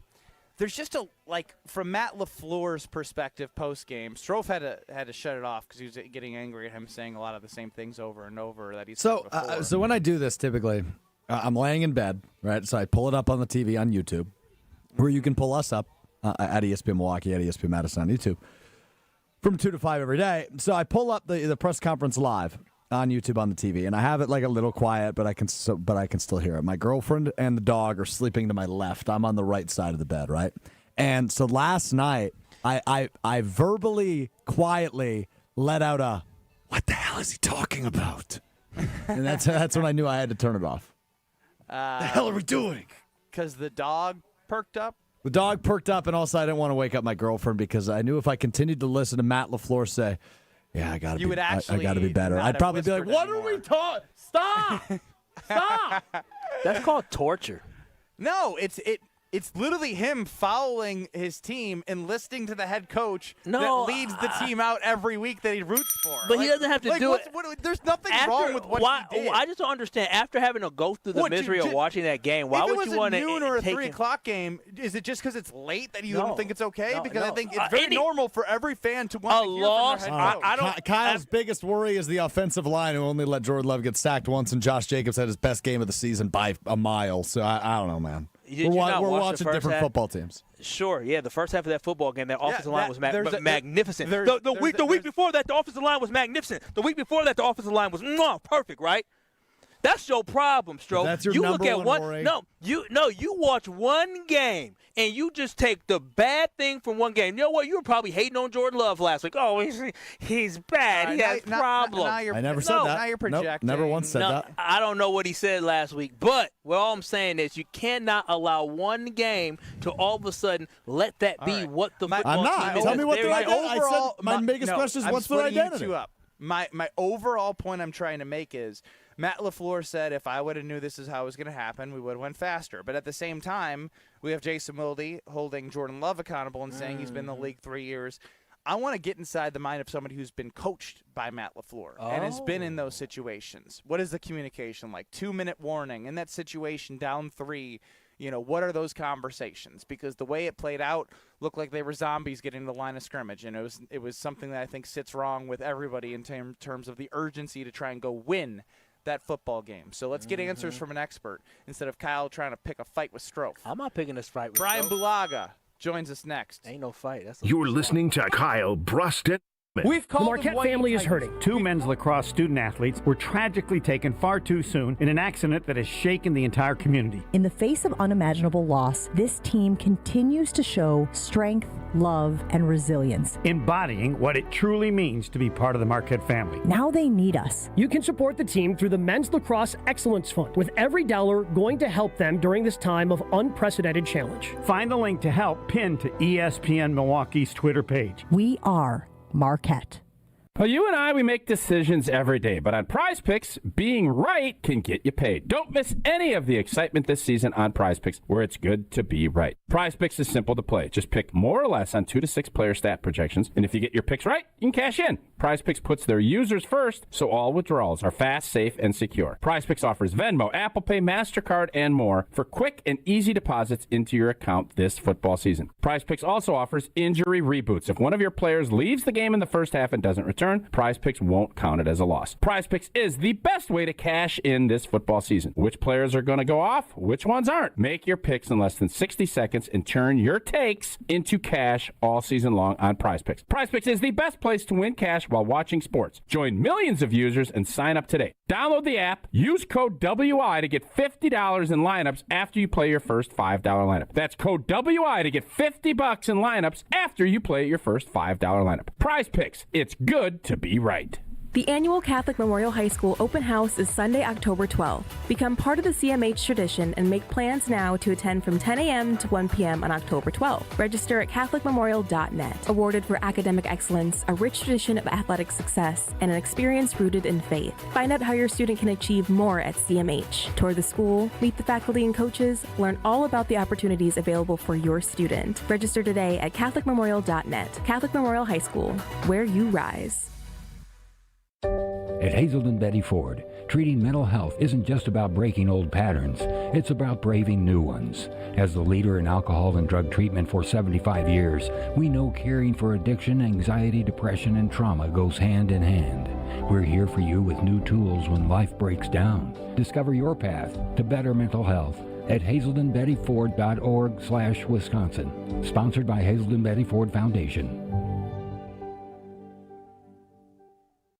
Home Homer here. Whether you're cheering from the stands or watching the game from your backyard, every fan knows great moments deserve great vibes. Swing into Higher Love Cannabis Company in Menominee, Michigan. Just across the Wisconsin border, they offer a full line of high-quality, clean-green, certified CBD products designed to help you relax, recover, and recharge no matter the season. Higher Love is organically grown, locally owned, and proudly one of the best in the Midwest. Visit them in Menominee or explore the full CBD lineup at findhigherlove.com/CBD.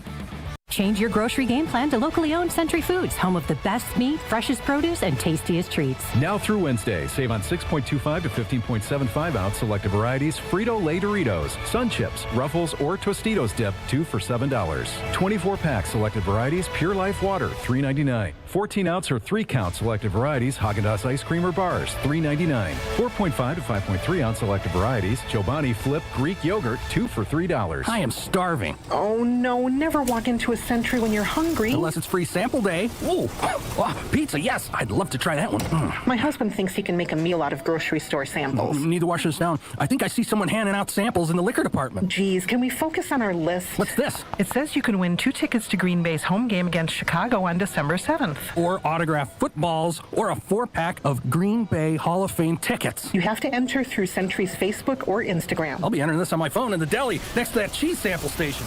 Enter by November 12th.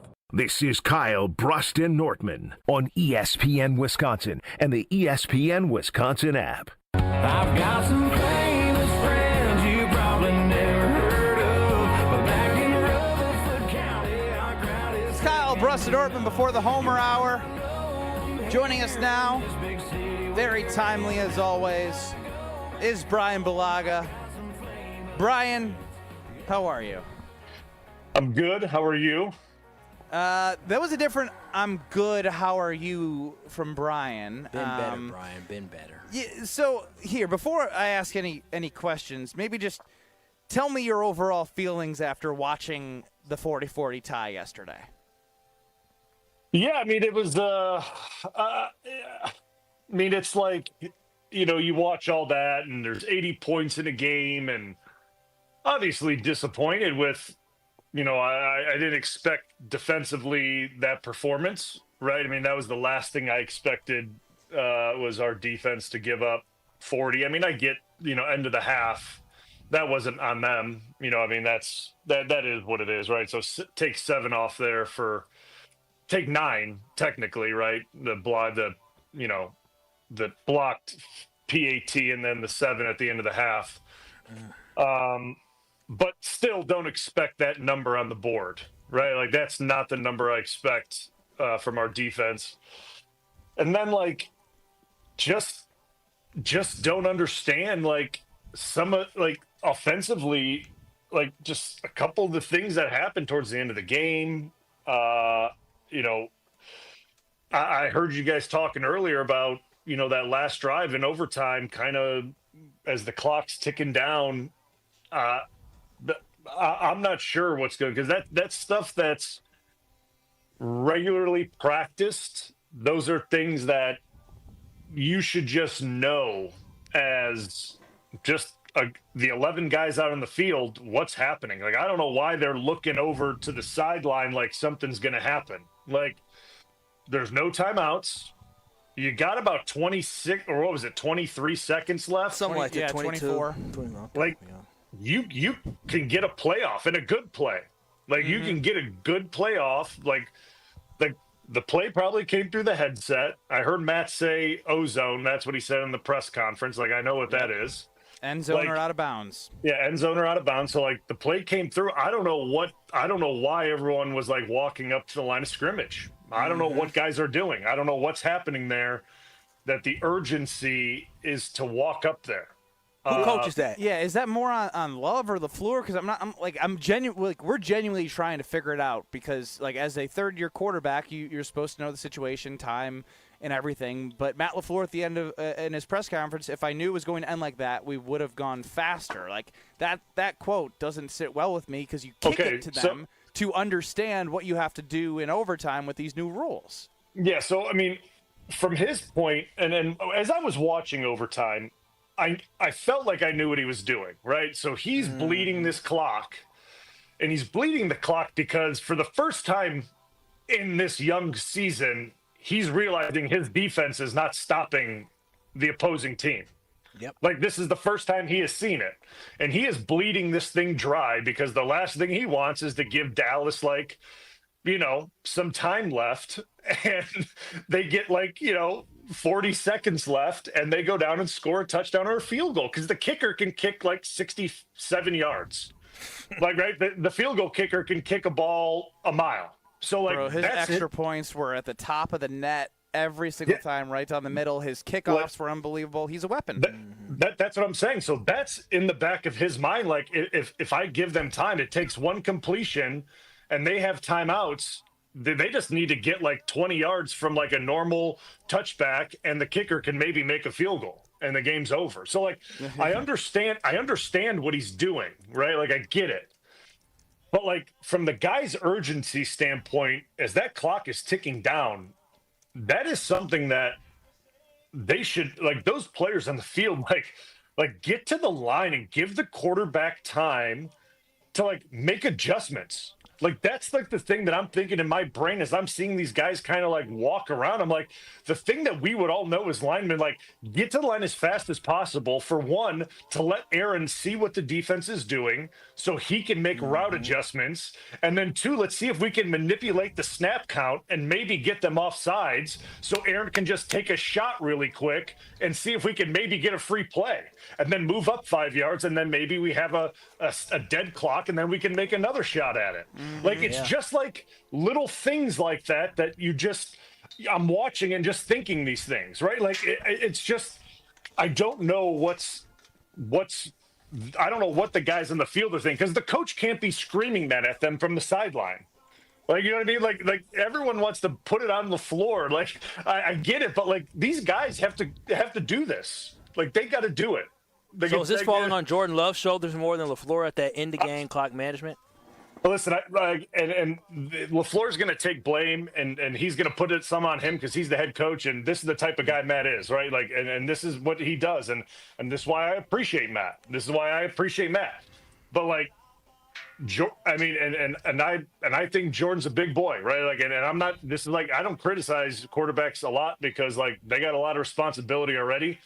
But, like, he's got to get those linemen. He's got to get their, you know what, to the line of scrimmage and get them, because once they get lined up, everyone else gets lined up.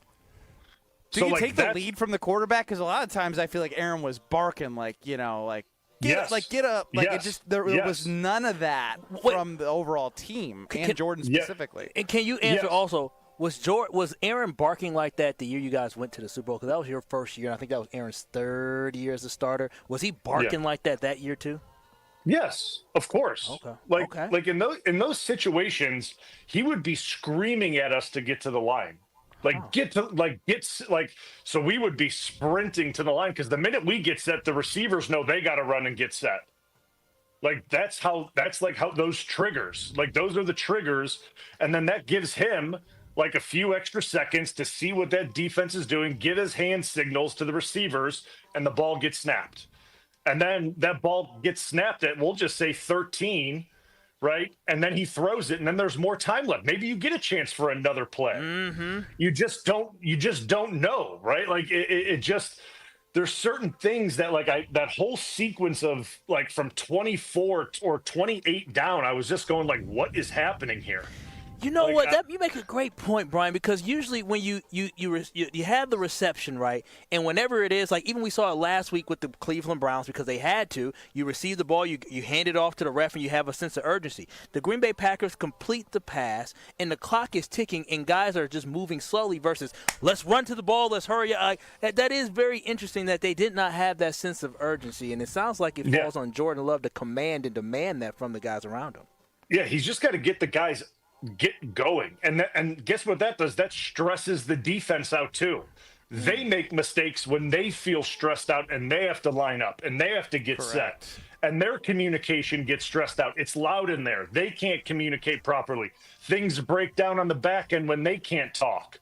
So, like, it's all part of the whole situation as an offense. So, like, I don't want to keep on Jordan, but I'm certainly not piling on Matt. That's definitely not what I'm doing today. That's 100% not what I'm doing today.